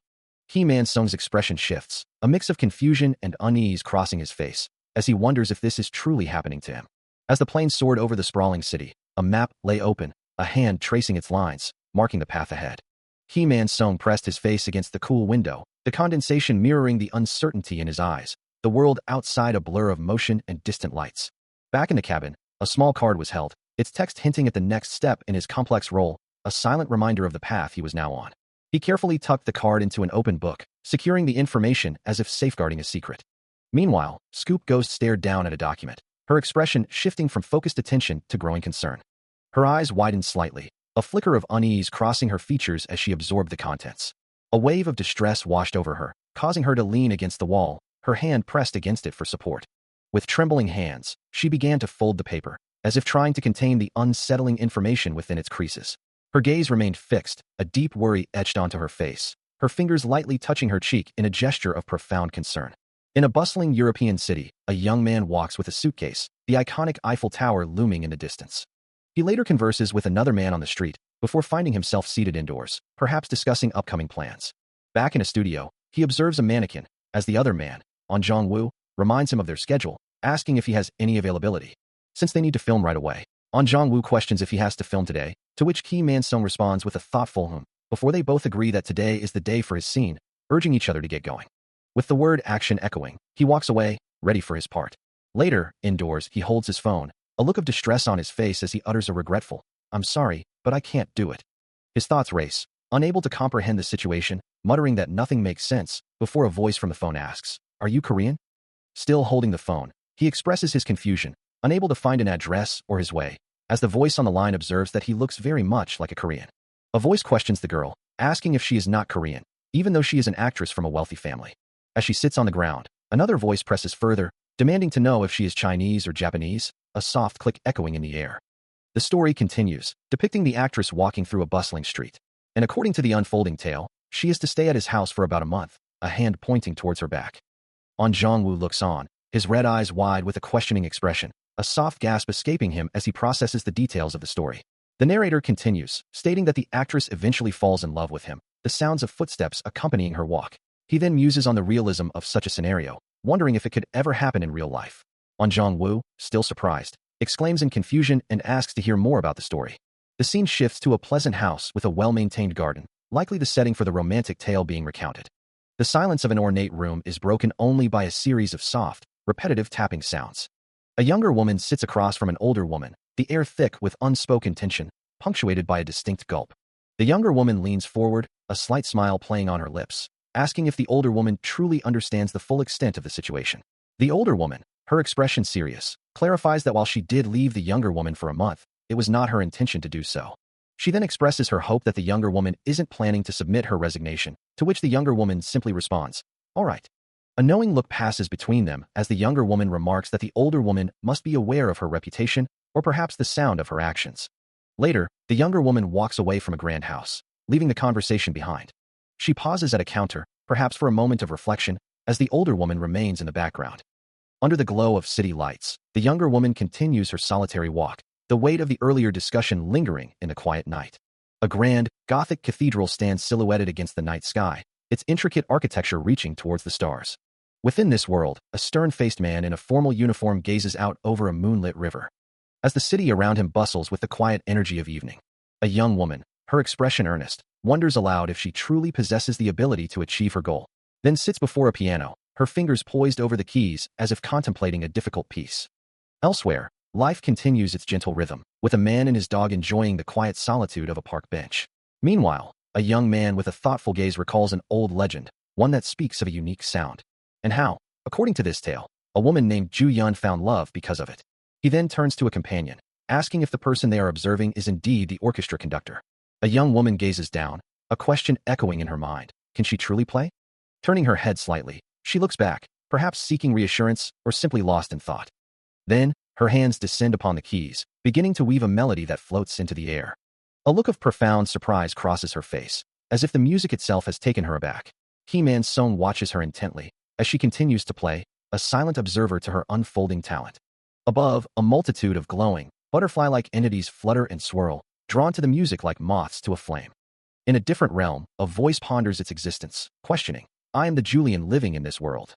A figure kneels amidst a dramatic, glowing landscape, the internal monologue continuing, "And I am." His legs are visible beneath the piano, the thought unfinished, "Am I really just Julian from some?" Julian sits before the piano, his fingers hovering over the keys, a focused intensity in his gaze as the audience waits in anticipation. He begins to play, his hands moving with practiced grace across the ivory, the melody starting to fill the space. The scene shifts, revealing him standing under the artificial glow of city lights, a film set perhaps, as if a performance has just concluded. Gu Ju-yeon, now marked with a distinctive star near her eye, watches with a deep, contemplative expression. Back at the piano, Julian's hands continue their intricate dance, lost in the music. Each finger finds its mark, creating a seamless flow of sound. The melody swells, captivating all who listen, as he remains absorbed in his playing. Then, a sharp, commanding voice cuts through the air, declaring the take complete. Julian shares a light-hearted laugh with Gu Ju-yeon, who, despite her smile, still seems slightly taken aback by the experience. She watches, her expression shifting to one of surprise as a series of sharp claps echo through the space. Her gaze remains fixed, a flicker of concern now visible in her dark eyes. Meanwhile, his fingers hover over the piano keys, a silent question forming in his mind. Who am I? Hee-man Song stands alone in a desolate, fenced-off area, the unsettling sound of slow, deliberate clapping echoing around him as he nervously scans his surroundings. Meanwhile, elsewhere, Gu Ju-yeon looks on with a deep, troubled concern etched across her face. As night falls, a large, modern building stands illuminated against the dark sky, its many windows glowing warmly. Inside one of its rooms, Hee-man Song, now shirtless beneath the white hoodie, stares intently at his phone. A song by Kesha titled, Your Love Is My Drug, playing softly in the background. Its lyrics about nighttime reminiscing setting a reflective mood. Suddenly, a new message flashes across his screen, a direct command. Hello? Hurry up and come down. The stage lights illuminate an empty performance space, rows of chairs waiting for an audience that has yet to arrive. Then, a lone figure emerges from the shadows, his silhouette stark against the ambient glow of the room. A voice cuts through the quiet, calling out to him, Mr. Key, here, over here. As he approaches a table where a woman with vibrant red hair and glasses is seated, she immediately questions him, Why were you so late? His gaze drops, a silent apology in his expression. As she continues, her voice tinged with impatience, I've been waiting for you for a long time. He can only offer a repeated, soft, I'm sorry. She leans forward, a hint of exasperation in her tone. We can put on the second act now, right? Hey, won't that? Again, his only response is a quiet, I'm sorry. The woman sighs, a slight smile playing on her lips as she relents. Right. That makes me feel bad. She then adds, with a teasing glint in her eye. Key-man Song, why are you so cool? His eyes widen, glowing an unnatural red as a sudden, disorienting thought flashes through his mind. What on earth? He whispers another apology, his inner world consumed by the words, Dream me. Seated at the piano, Key-man Song admits he cannot play, just as a woman with striking red hair and glasses approaches him, calling his name and posing a question. Offering him a glass of wine, she then asks if he would play for her, a suggestion that clearly takes him by surprise. He acknowledges his initial shock, having suppressed it to maintain the mood, but then his eyes begin to glow with an ominous red light, as he wonders if this is something he can truly accomplish in this reality. The red-haired woman watches him intently, before asking if it's acceptable for him to play the piano there, to which he replies that it's fine, as long as it doesn't disturb anyone. Turning to another woman, she then asks, Ms. Hannah, don't you want to hear him play? Eliciting varied reactions of surprise, confusion, and disinterest from the surrounding patrons. A nervous gulp escapes him, as he sits before the instrument. His hands hover over the keys, poised to begin. Then, with his eyes glowing red once more, he begins to play, the music filling the space. His fingers dance across the piano keys, a bassist providing a smooth accompaniment to the melody. The stage bathed in a warm glow, the two musicians perform as Ms. Hannah stands to the side, her gaze fixed on the pianist. A gentle smile graces his lips, his eyes closed in concentration as he pours his soul into the music. Ms. Hannah watches him, a subtle expression of intrigue and perhaps satisfaction playing on her features. The melody continues to fill the air, his hands moving with practiced grace over the ivory. He smiles, completely lost in the rhythm, the music flowing through him. As the performance reaches its peak, Ms. Hannah's eyes begin to glow with a soft, ethereal purple light, a knowing smile spreading across her face. Her expression is one of profound contentment, her shoulders relaxed as she takes in the scene. His fingers dance across the piano keys, a deep, resonant accompaniment provided by a cello or bass. He watches a performance on his phone, a focused expression on his face, before immersing himself in a virtual world with a VR headset, then checking his phone again. His phone rests on a table, the screen lighting up with an incoming call from Go Joo-hee. Go Joo-yeon listens intently, a thoughtful expression on her face, as the words, the movie is real, and it's real, echo in her mind. The scene shifts to a quiet, sunlit street, lined with elegant European architecture. Her gaze is distant, lost in thought. As she finally responds with a quiet, no, nothing at all. Go Joo-yeon gazes at her reflection, her expression thoughtful.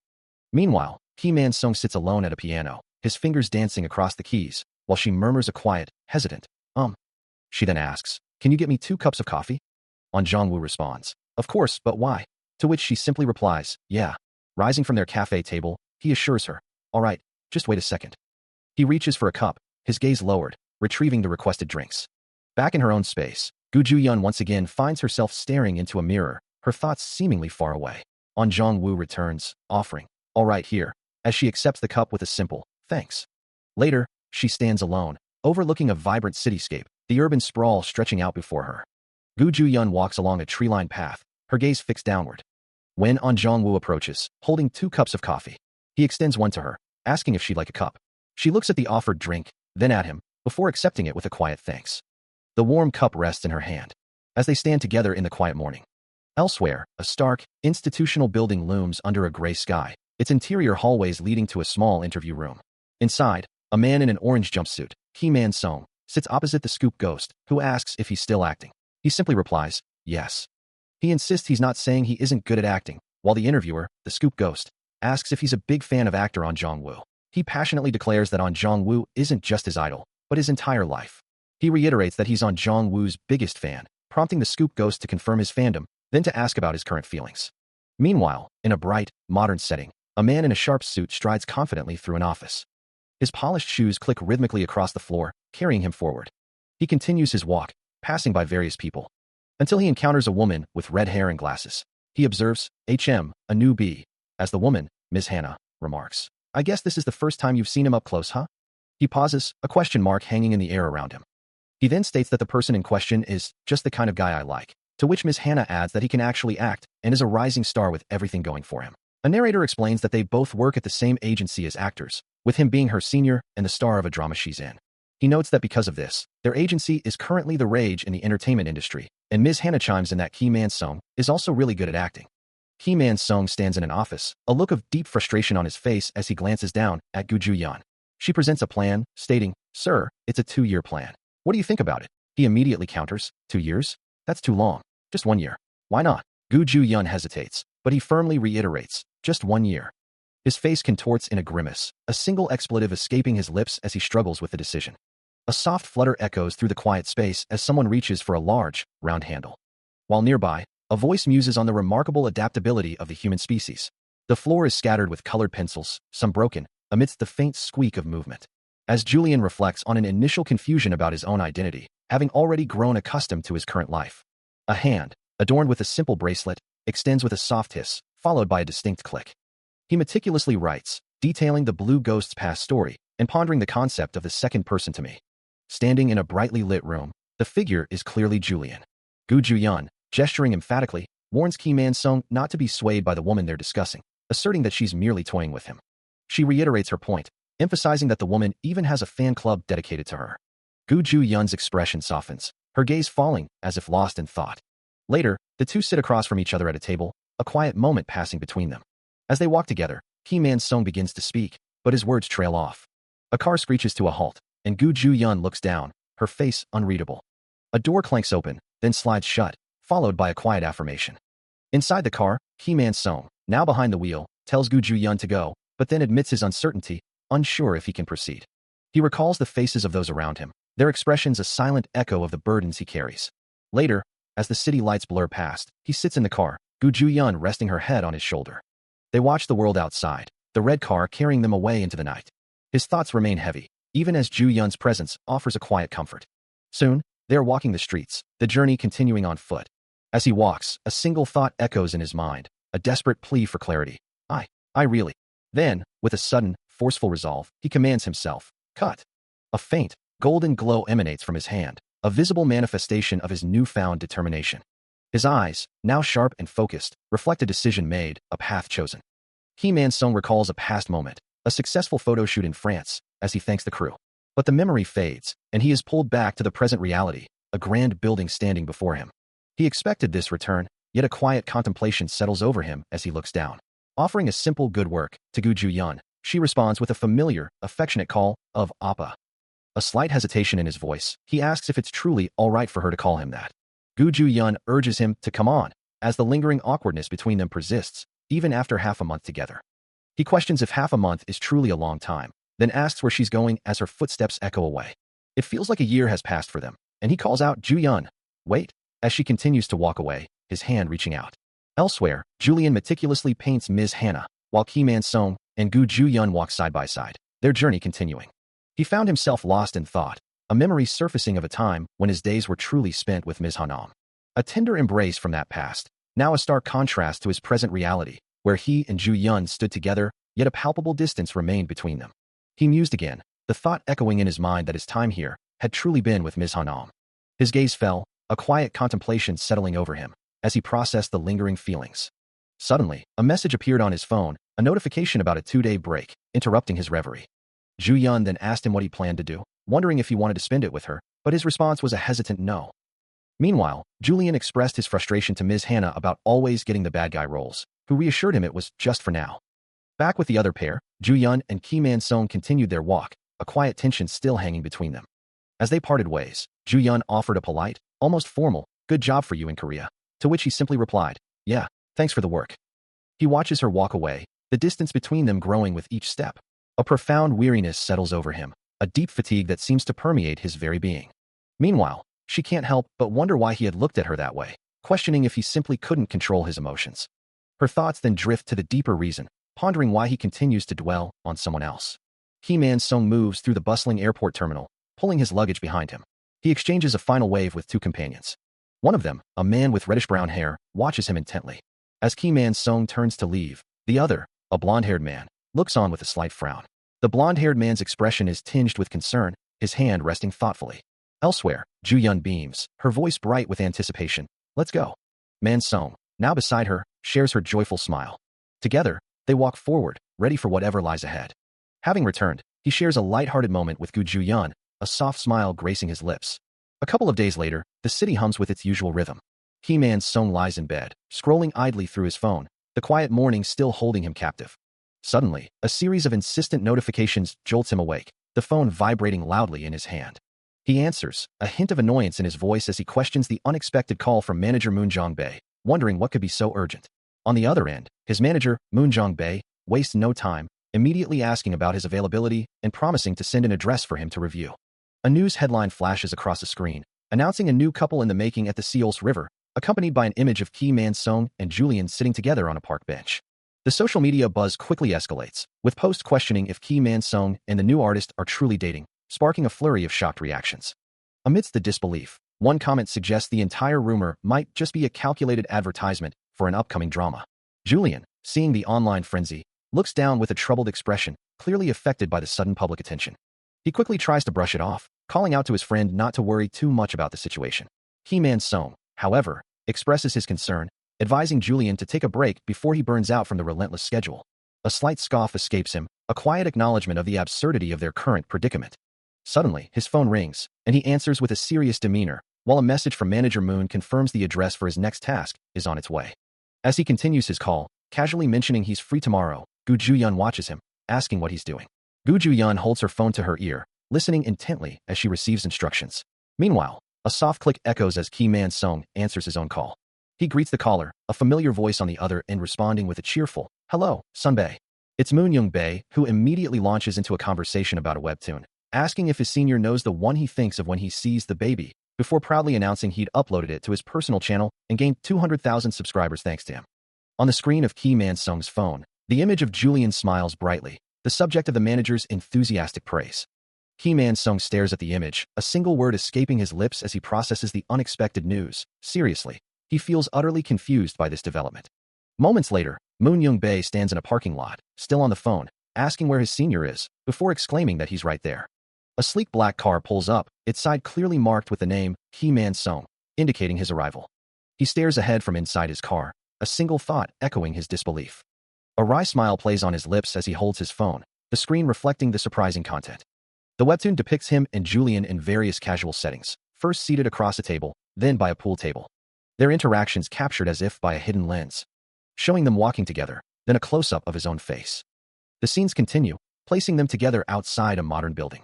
His hand grips the phone, where the webtoon's panels are overlaid with sensational headlines. Queen of the Seine. Isn't a real relationship in the making, and the truth of the scandal. Lovers of the Seine River become lovers in the Han River. Elsewhere, a woman with wavy, purple-tinted hair and sharp blue eyes looks on, her expression unreadable. A rising individual, actor Kim Man-sung, is known for his versatile talents, able to play the piano and draw without the need for a double. His image, accompanied by headlines boasting 1 million views, flashes across the screen. As the media player interface confirms a video is actively playing. Ju-yeon watches intently, a subtle frown creasing her brow as she processes the content. Kim Man-sung sits alone in his modern apartment, the quiet broken only by the insistent ring of his phone. Answering the call, he sees the name Lee Han-sol flash across the screen, a familiar contact from the set of Lovers of the Seine River. A wave of excitement washes over him as the caller exclaims, "Yes, hello. Amazing ratings. We just hit 20% viewership. The forums are going crazy, and all of the advertisers are going wild." Another call comes through, this time from his partner, who playfully warns him, "Honey, you better not start a new project with me. You got it. Anyway, make sure you come home for the last episode party, okay? See ya." With a soft click, he ends the call, a small smile playing on his lips. He glances at his phone again, seeing the KakaoTalk icon, before opening the messaging app to find a flood of new notifications. Messages from Lee Han-sol confirm the overwhelming success. The drama is doing great. The ratings are amazing. It's not available to watch yet, but everyone's already talking about it. He finds himself caught in the whirlwind of his drama's success, shrugging off the sudden surge of attention as his phone begins to ring. The caller ID flashes, revealing his manager's name, Moon Young-bae. He answers with a simple, Hello. His manager immediately dives into the details, explaining that calls have come in from director Kim Hee-yul and MBS Video Story, asking which one he'd prefer to pursue. The question hangs in the air, a clear choice expected. But the actor hesitates, a hint of weariness in his voice as he asks, can I not go to any talk shows? A small, resigned sound escapes him, acknowledging the inevitable. Later, he sits watching a woman on television, the media landscape he's now a part of playing out before him. On the television screen, a romantic drama unfolds, its title card bearing the Tun Plus logo. Watching the broadcast, Ki Man-sung's expression remains distant, a quiet contemplation settling over his features. Meanwhile, an empty, modern cafe stands ready, perhaps for a gathering yet to come. Back in his living room, he sits on the couch, still observing the screen, though his attention seems to waver. His gaze drifts downward, a subtle shift in his demeanor. A phone in his hand lights up with a message, a simple congratulations, appearing on the screen. Another message follows, an invitation. Are you coming at the last episode party? The pink phone is then set down, face down on a nearby surface. A deep sigh escapes him as he covers his eyes with a hand, the weight of his newfound success clearly a burden. A young woman rests her head, her eyes closed in quiet contemplation. As a silent question echoes in her mind, what's wrong with me? Meanwhile, in the CEO's office, Ki Man-sung stands, looking out of place amidst a flurry of activity, as his agents present him with a stack of new offers for his drama. The movie is real.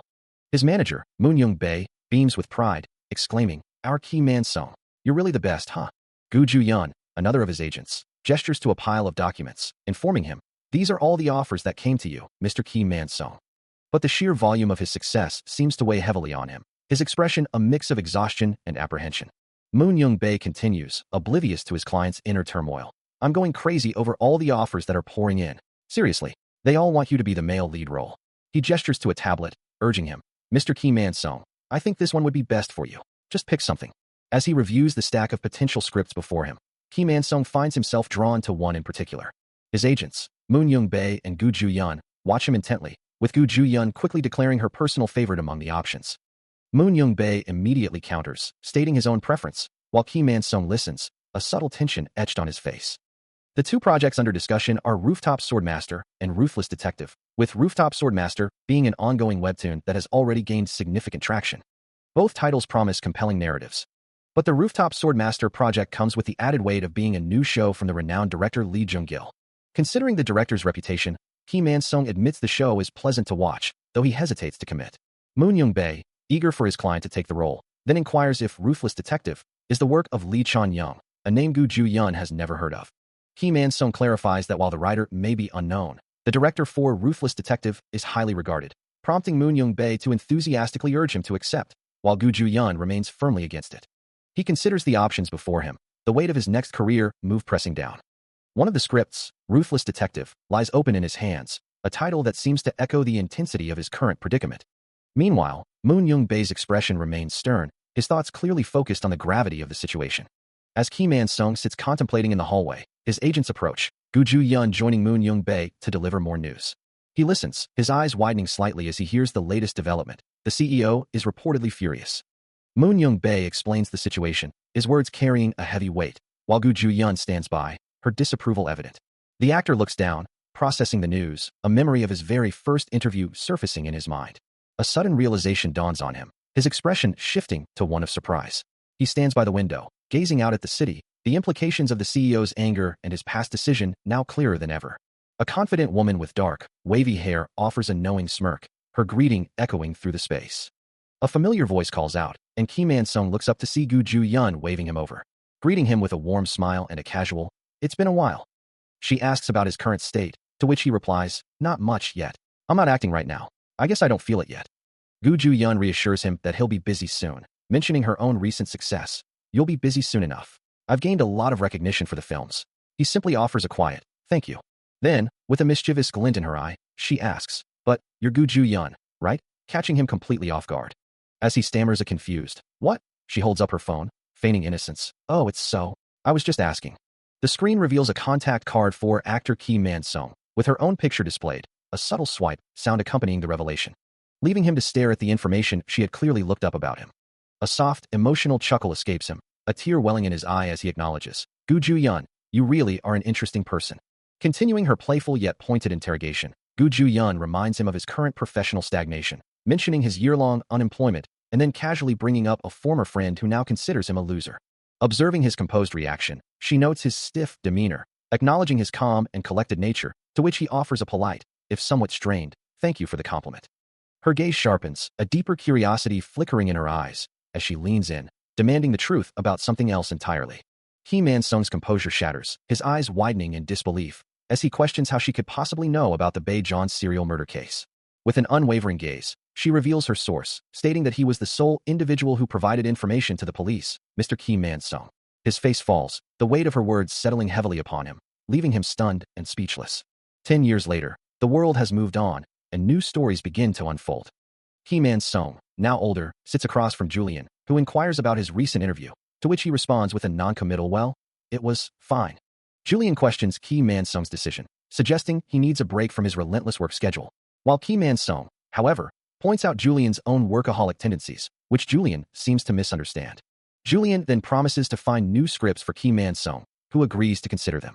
Later, a hand holds a phone displaying a message that the show is just beginning. Kim Man-sung waves goodbye to someone unseen, standing before a modern building. The city lights illuminate the building's facade as night falls. Later, he checks his phone again. The screen shows a news article about his interview, mentioning the lovers of the Taejun serial murder and hinting at mysterious powers. A thoughtful expression crosses his face as he ponders the implications of the article. Gu Ju-yeon leans forward, her voice laced with curiosity as she asks if he witnessed it firsthand, to which Kim Man-sung replies that he only heard about it. A moment of contemplation passes before he acknowledges her, stating he understands and will handle the article in his own way, his hand covering his face in a gesture of deep thought. Even with his resolve, a lingering uncertainty remains in his expression. Later, Kim Man-sung walks away from a building, his silhouette framed against the bright exterior. He then enters another establishment, his footsteps echoing softly as he steps inside. Inside, Gu Ju-yeon greets someone with a cheerful hello, receiving a hearty hey, in return from Moon Young-bae, before she repeats her greeting. The two continue their exchange, their expressions engaged in conversation. They are seated at a table laden with food, the soft sounds of footsteps approaching from behind them. Kim Man-sung stands before them, his presence acknowledged by the seated Gu Ju-yeon and Moon Young-bae. The clinking of glasses echoed softly through the restaurant as Kim Man-sung, Gu Ju-yeon, and Moon Young-bae raised their drinks in a toast, their hands meeting in a moment of shared camaraderie. A comfortable silence settled over them, each wearing a gentle smile. Meanwhile, the drama that had unfolded seemed to center around Julian, who mused that he was the cause of it all. He sat across from Kim Man-sung, his blonde hair contrasting with the vibrant floral pattern of his jacket, a seemingly calm demeanor masking deeper thoughts. Suddenly, his eyes, magnified behind his glasses, flared with an intense, furious red. His face flushing crimson as a furious shout escaped his lips. In a fit of rage, he hurled his phone away. A young man with light brown hair looks on with a puzzled expression, his thoughts filled with questions, while elsewhere, Kim Man-sung, Gu Ju-yeon, and Moon Young-bae continue their conversation, discussing how someone had promised to take care of the ratings. He holds his hands up in a gesture of bewilderment, utterly perplexed by the situation. Meanwhile, a woman with glasses fumes with intense frustration, her face flushed red as she angrily recalls a broken promise. You said you would take care of the ratings. You said, don't do it, remember?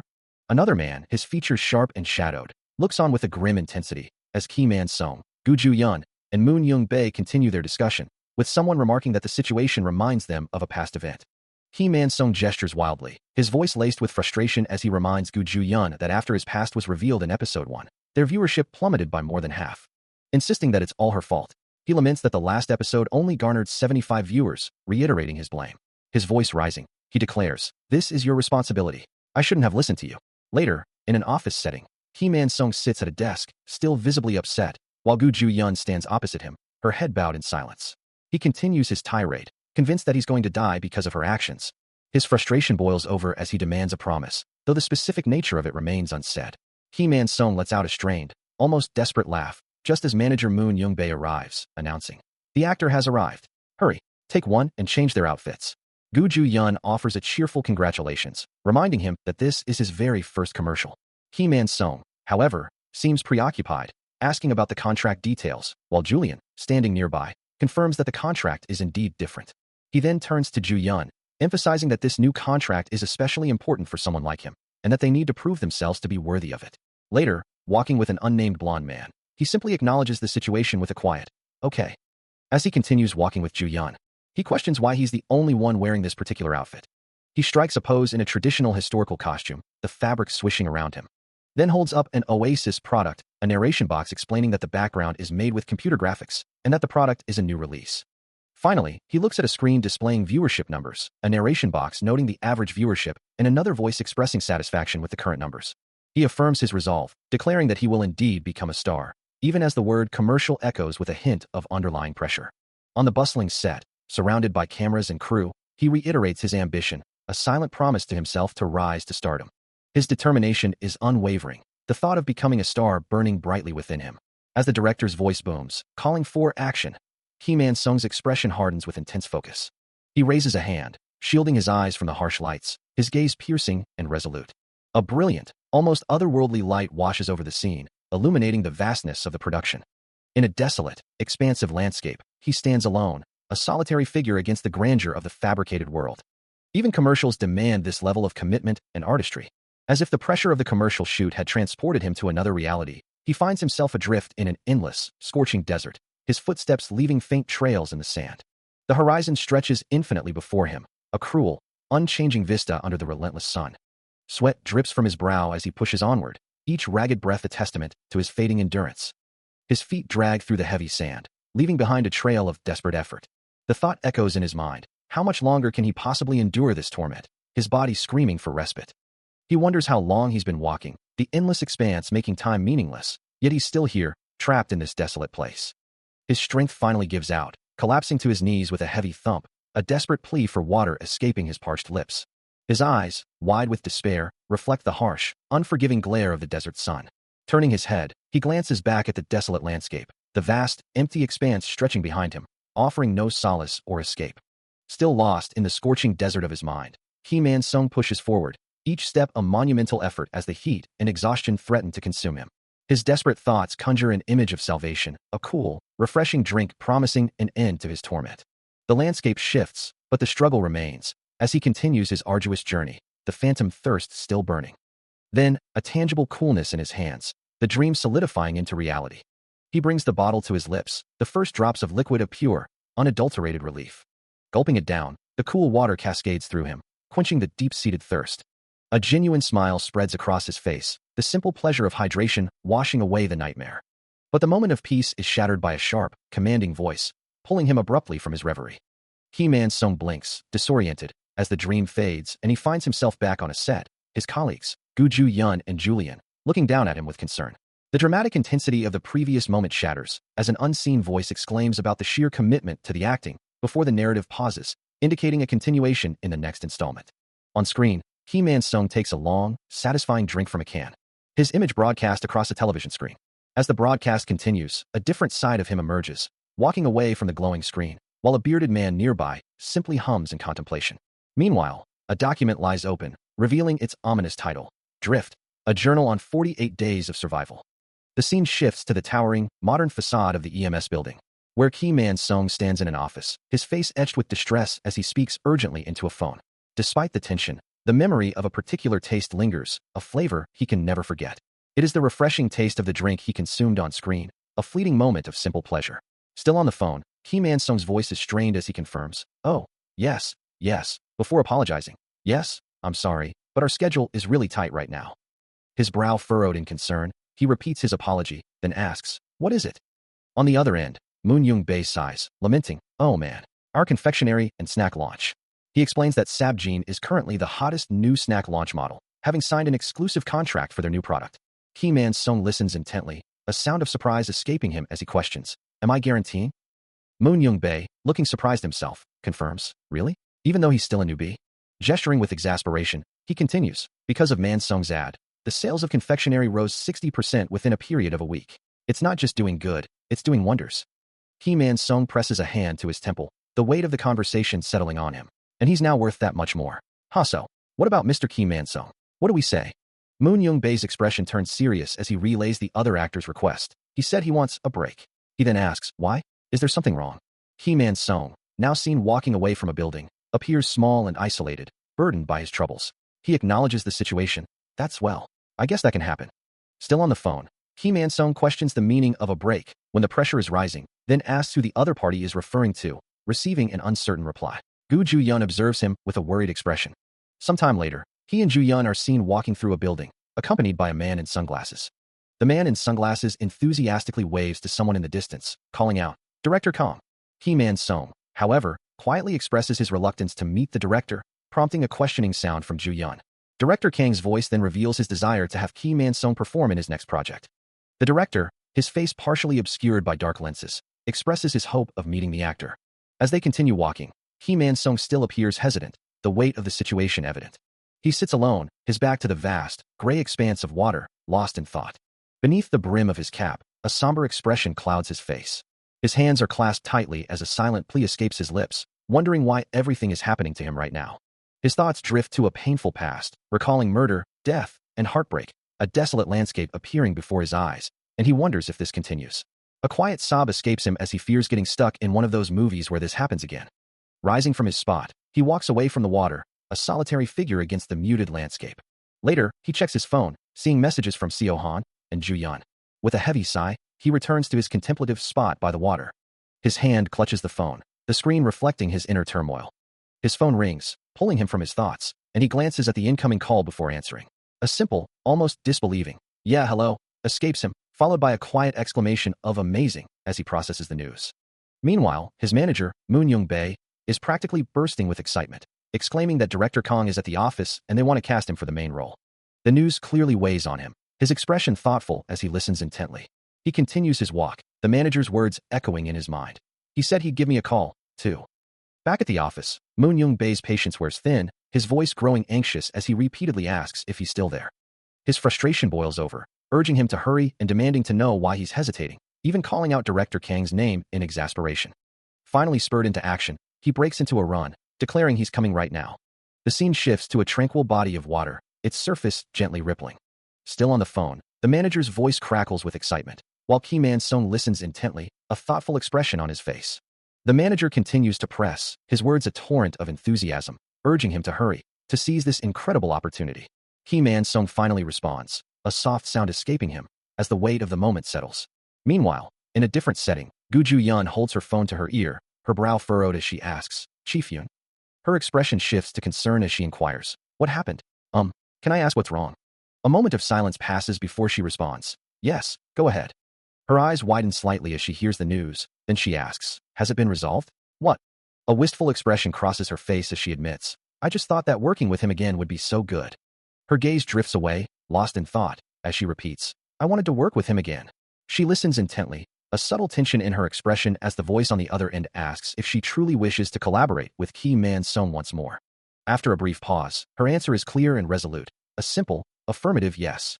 Meanwhile, elsewhere, Director Kang, accompanied by another man, states that a decision will be made soon. Ki Man-sung stares at his phone, a single thought echoing in his mind. "Is this real?" he wonders, before a more definitive statement forms. "I'll tell you this right now." The message on the screen confirms his suspicion. He is the sole lead. His eyes widen in disbelief. What? As the details continue to unfold, a project with Director Kang, this very movie. He envisions the caliber of talent involved, the best actors, the top stars, all cast in this film. Every single one of them considered the best of the best, no questions asked. The actor's expression shifts from surprise to overwhelming excitement as the full weight of the news settles in. It's just one movie, and he is the sole lead in it. The title of this monumental project is revealed, Drift, a journal on 48 days of survival. He stares, a faint bruise marking his cheek, the weight of the revelation settling in. The words echo in his mind. Surviving for 48 days. His own name, Ki Man-sung, now inextricably linked to this daunting project. Director Kang's voice cuts through the silence, explaining that all the other actors in the film are destined to perish. Each performing their perfect, final scene, but he alone will survive as the protagonist. The director reiterates the unique challenge, and Ki Man-sung, overwhelmed, can only offer a quiet thank you. This, Kang insists, is the pinnacle of an actor's craft, a true test of skill. Meanwhile, in a spacious office, Gu Ju-yeon and Moon Young-bae stand by a window, marveling at the news. She can hardly believe he's been cast as the sole lead in Director Kang's film, acting alongside such renowned talent. He listens intently as Director Kang explains that something about the film's premise might not sit right with others, prompting his quiet affirmation. Meanwhile, back at the agency, Gu Ju-yeon appears deep in thought. Her manager, Moon Young-bae, clarifies the situation, explaining that Director Kang insists on Ki Man-sung being the sole protagonist for his new film, a massive opportunity for their company. Gu Ju-yeon questions the fate of the other actors, as Moon Young-bae reveals that not only are their fees being drastically cut, but Kang also demands that all other characters die within the film. The manager reflects on his initial unease, realizing that his premonition about Kang's plans for a sole protagonist was only the beginning of a much larger problem. On the phone, He firmly rejects the terms, repeating his refusal with growing frustration. Still on the call, he tries to negotiate, promising to handle the difficult situation himself, his resolve hardening. Elsewhere, Gu Ju-yun walks away from her desk, a sense of unease settling over her. Her phone rings, and she answers, surprised by the call, asking if there's another development. Her expression shifts to one of disbelief and frustration as she hears the news, questioning why this is happening to her. A look of utter bewilderment crosses Ki Man-sung's face, while Moon Young-bae stands beside him, his expression grim. The manager seems to be discussing something, perhaps about himself, as Ki Man-sung playfully waves, seemingly unconcerned. Later, a sudden urgency fills the air as Moon Young-bae calls out, "Wait," leaving Ki Man-sung to wonder what's happening. Meanwhile, the elevator display shows the 10th floor as Gu Ju-yun approaches, a thoughtful look on her face. She swipes a card, selecting a destination, the buttons for the lower levels illuminated. The illuminated buttons for the basement levels stand out. Then, her finger presses the button for the first floor.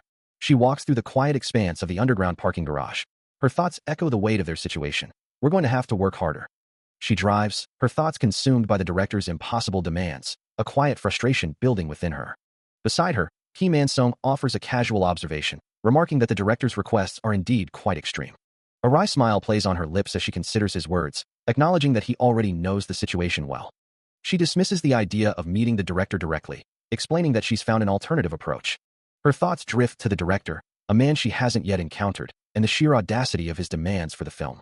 Meanwhile, outside the agency building, Moon Young-bae expresses his concern to Ki Man-sung, wondering if he's heard about the project.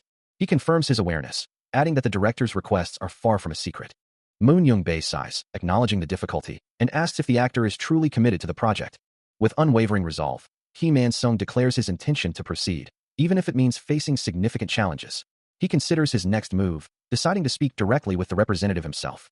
The thought of being a good actor crosses his mind, a concept he seems to be wrestling with internally. He calls out a farewell, assuring someone to stay safe, even as he acknowledges the director's difficult demands for the role. Despite the challenges, he's determined to participate, knowing they'll need to find a way to make it work. With a confident smile, Ki Man-sung reaffirms his commitment, promising to see the project through from beginning to end. Ki Man-sung, still in his car, speaks into his phone, wondering if the person on the other end is still asleep. He waits for a response, a slight frown on his face. Having parked, he stands beside his vehicle in the quiet garage. Soon, he's riding up in an elevator, his gaze fixed on the keypad. The keypad remains unresponsive, prompting an exasperated thought about the other person's inability to answer. Standing before a door, he declares his intention to enter, his patience clearly wearing thin. The door swings open, revealing a dimly lit room as he steps inside. He enters fully, his voice carrying a mix of concern and annoyance as he questions the occupant about their previous night and continued slumber. He lets out a frustrated sigh, muttering about what could have gone wrong. Meanwhile, a yellow bus speeds through a dimly lit tunnel, emerging onto a rain-slicked road. Inside, a young man with dark hair gazes out the window, the rhythmic patter of raindrops against the glass echoing the quiet journey. The bus pulls to a stop at a shelter, the downpour outside intensifying with a loud rush.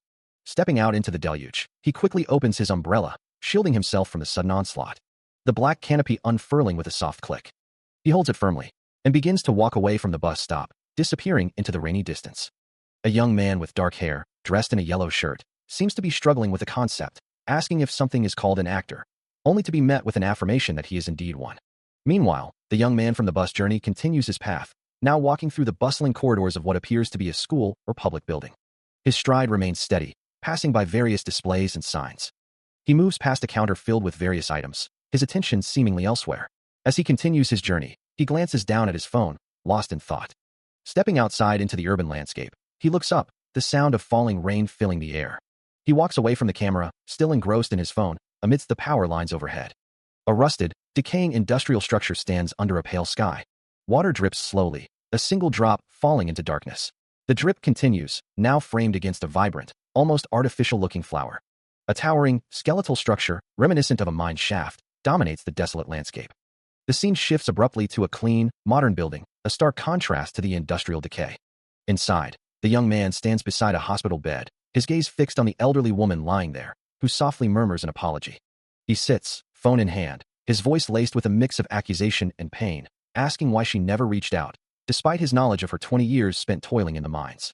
His hand holds a framed photograph, two grim-faced miners staring out from the past.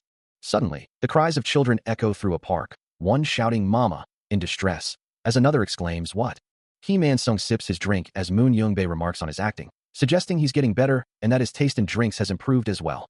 Moon Young-bae continues, reminding him that the boys are watching and expecting great things, to which Kim Man-sung simply replies that he knows. He admits it's a heavy burden, but Moon Young-bae insists that this role is crucial for his career, and the actor acknowledges that the boys are indeed a significant factor. Moon Young-bae then clarifies that it's precisely because of the boys that Kim Man-sung is able to secure such roles, emphasizing their influence.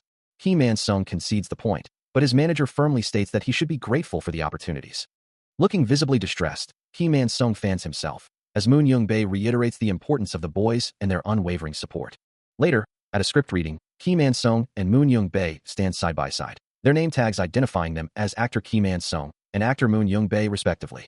Moon Young-bae suddenly reacts with a surprised gasp, his eyes wide as he utters a questioning huh? Standing together in a hallway, Moon Young-bae observes their proximity, commenting that they look like a couple, and asking Kim Man-sung if he's not embarrassed. A man in a light blue shirt greets someone named Dong-hoon, questioning his early arrival, while another, a long-haired man with a beard, dismissively calls him kid. And a third man in a black shirt adds, "Are you here to cause trouble or something?" The man in the light blue shirt tries to de-escalate, urging them to calm down in front of actor Song Ma-na, who is identified by a nearby sign. Just then, a bearded man approaches the group, offering food and drinks, asking if they want sashimi. From behind, the long-haired actor looks over, surprised to see someone already present. The man in the light blue shirt warmly greets Dong-hoon, expressing that it's nice to see him, while the actor adds that it's been a while. As the group settles around a table, the man in the light blue shirt playfully accuses the actor, "Ma-na, you always play the bad guy." Another voice retorts, "Says you dash," and a third jokes about getting a cut for the comment. The man in the light blue shirt then turns to someone off-panel, remarking, "Manager, you're always so good at taking care of all your stars, huh?" A young woman with short black hair opens a door, greeting everyone with a cheerful, "Hi everyone." Her chibi-like form expresses surprise, exclaiming, "Oh, Ma-na, you're here." Dong-hoon, engaged in conversation, listens as a young man expresses his concern, wondering if he should be getting more work. He dismisses the thought, stating firmly, "It's not going to work on me, even if you make it sound like that. Stop it."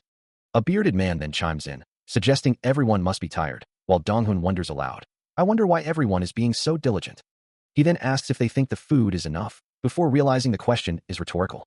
Suddenly, Song Ma-na bursts into the room with a wide smile, exclaiming, "Oh, who's bragging today? Is it I?" Dong-hoon, observing the actor's entrance, remarks, "Huh, you must really be happy, seriously."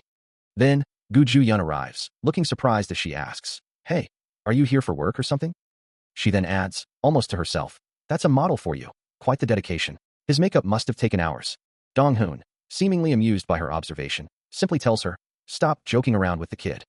Dong-hoon waits patiently, a quiet concern etched on his face as he wonders why the person he expects is still late. Then, a voice rings out, bright and clear, greeting everyone present. The speaker, a young man with an easy smile, introduces himself simply as Key-man. Gu Ju-yeon, observing his arrival, remarks on the presence of the legend. Nearby, Song Ma-na watches the scene unfold, a subtle smirk playing on his lips. His expression remains unreadable behind dark sunglasses. Taking charge, Song Ma-na holds up a script, its title, Kong Myung visible, and instructs everyone to take their seats, ready to begin the review. The meeting is now in full swing, with attendees like Nam Yoon-ho and Kong Myung seated at the long table, their attention focused on the task at hand. A junior staff member receives an instruction to switch with the other group, as a note reminds them of the task at hand. Meanwhile, Song Ma-na, observing the scene through dark sunglasses, inquires about the situation, wondering if someone is being overwhelmed. He then clarifies, recalling that it should be Elder Young-suk's shift. 3 other men listen intently, their expressions a mix of concern and contemplation. Removing his sunglasses, Song Ma-na muses aloud, considering a name. Is that a Kong Myung? It sounds pretty natural. He then resolves, deciding to practice Baek Tae's voice and tone for the acting scene. A quiet bedroom lies empty, the bed neatly made. A hand holds up a white card, a soft rustle accompanying the gesture. The young man's feet move steadily, pulling a suitcase behind him. As Kim Man-sung bids him farewell in the hallway, telling him he'll be on his way. Kim Man-sung then offers reassurance, telling him to call if anything happens, promising to help if it's within his ability. Later, the young man sits on a bed, looking at his phone, wondering why he can't just go back home, apologizing for causing so much trouble. Back in the hallway, Kim Man-sung retorts that he shouldn't have done so many things that make him feel sorry. As Kim Man-sung walks away, the young man calls out, "Hey." He offers a sincere apology, his voice filled with regret. Kim Man-sung, however, simply sighs, a hint of exasperation in his tone, telling him to be safe on his way back. After a long day of mining coal, where he'd stopped at the sound of sirens, removed his filtration mask, and cleaned the sweat from his brow before taking out the lunch his elderly caretaker insisted on making him. Hyun-soo finally settles into a chair at his desk. He picks up a book, its pages filled with intricate script. Lost in thought, he immerses himself in the text. His eyes, sharp and focused, scan the lines intently. He sits at his computer, a determined expression on his face, reminding himself to stay alert and focused, for tomorrow marks the first shoot. Later, in the quiet solitude of his room, he continues his work, the glow of the screen illuminating the darkness.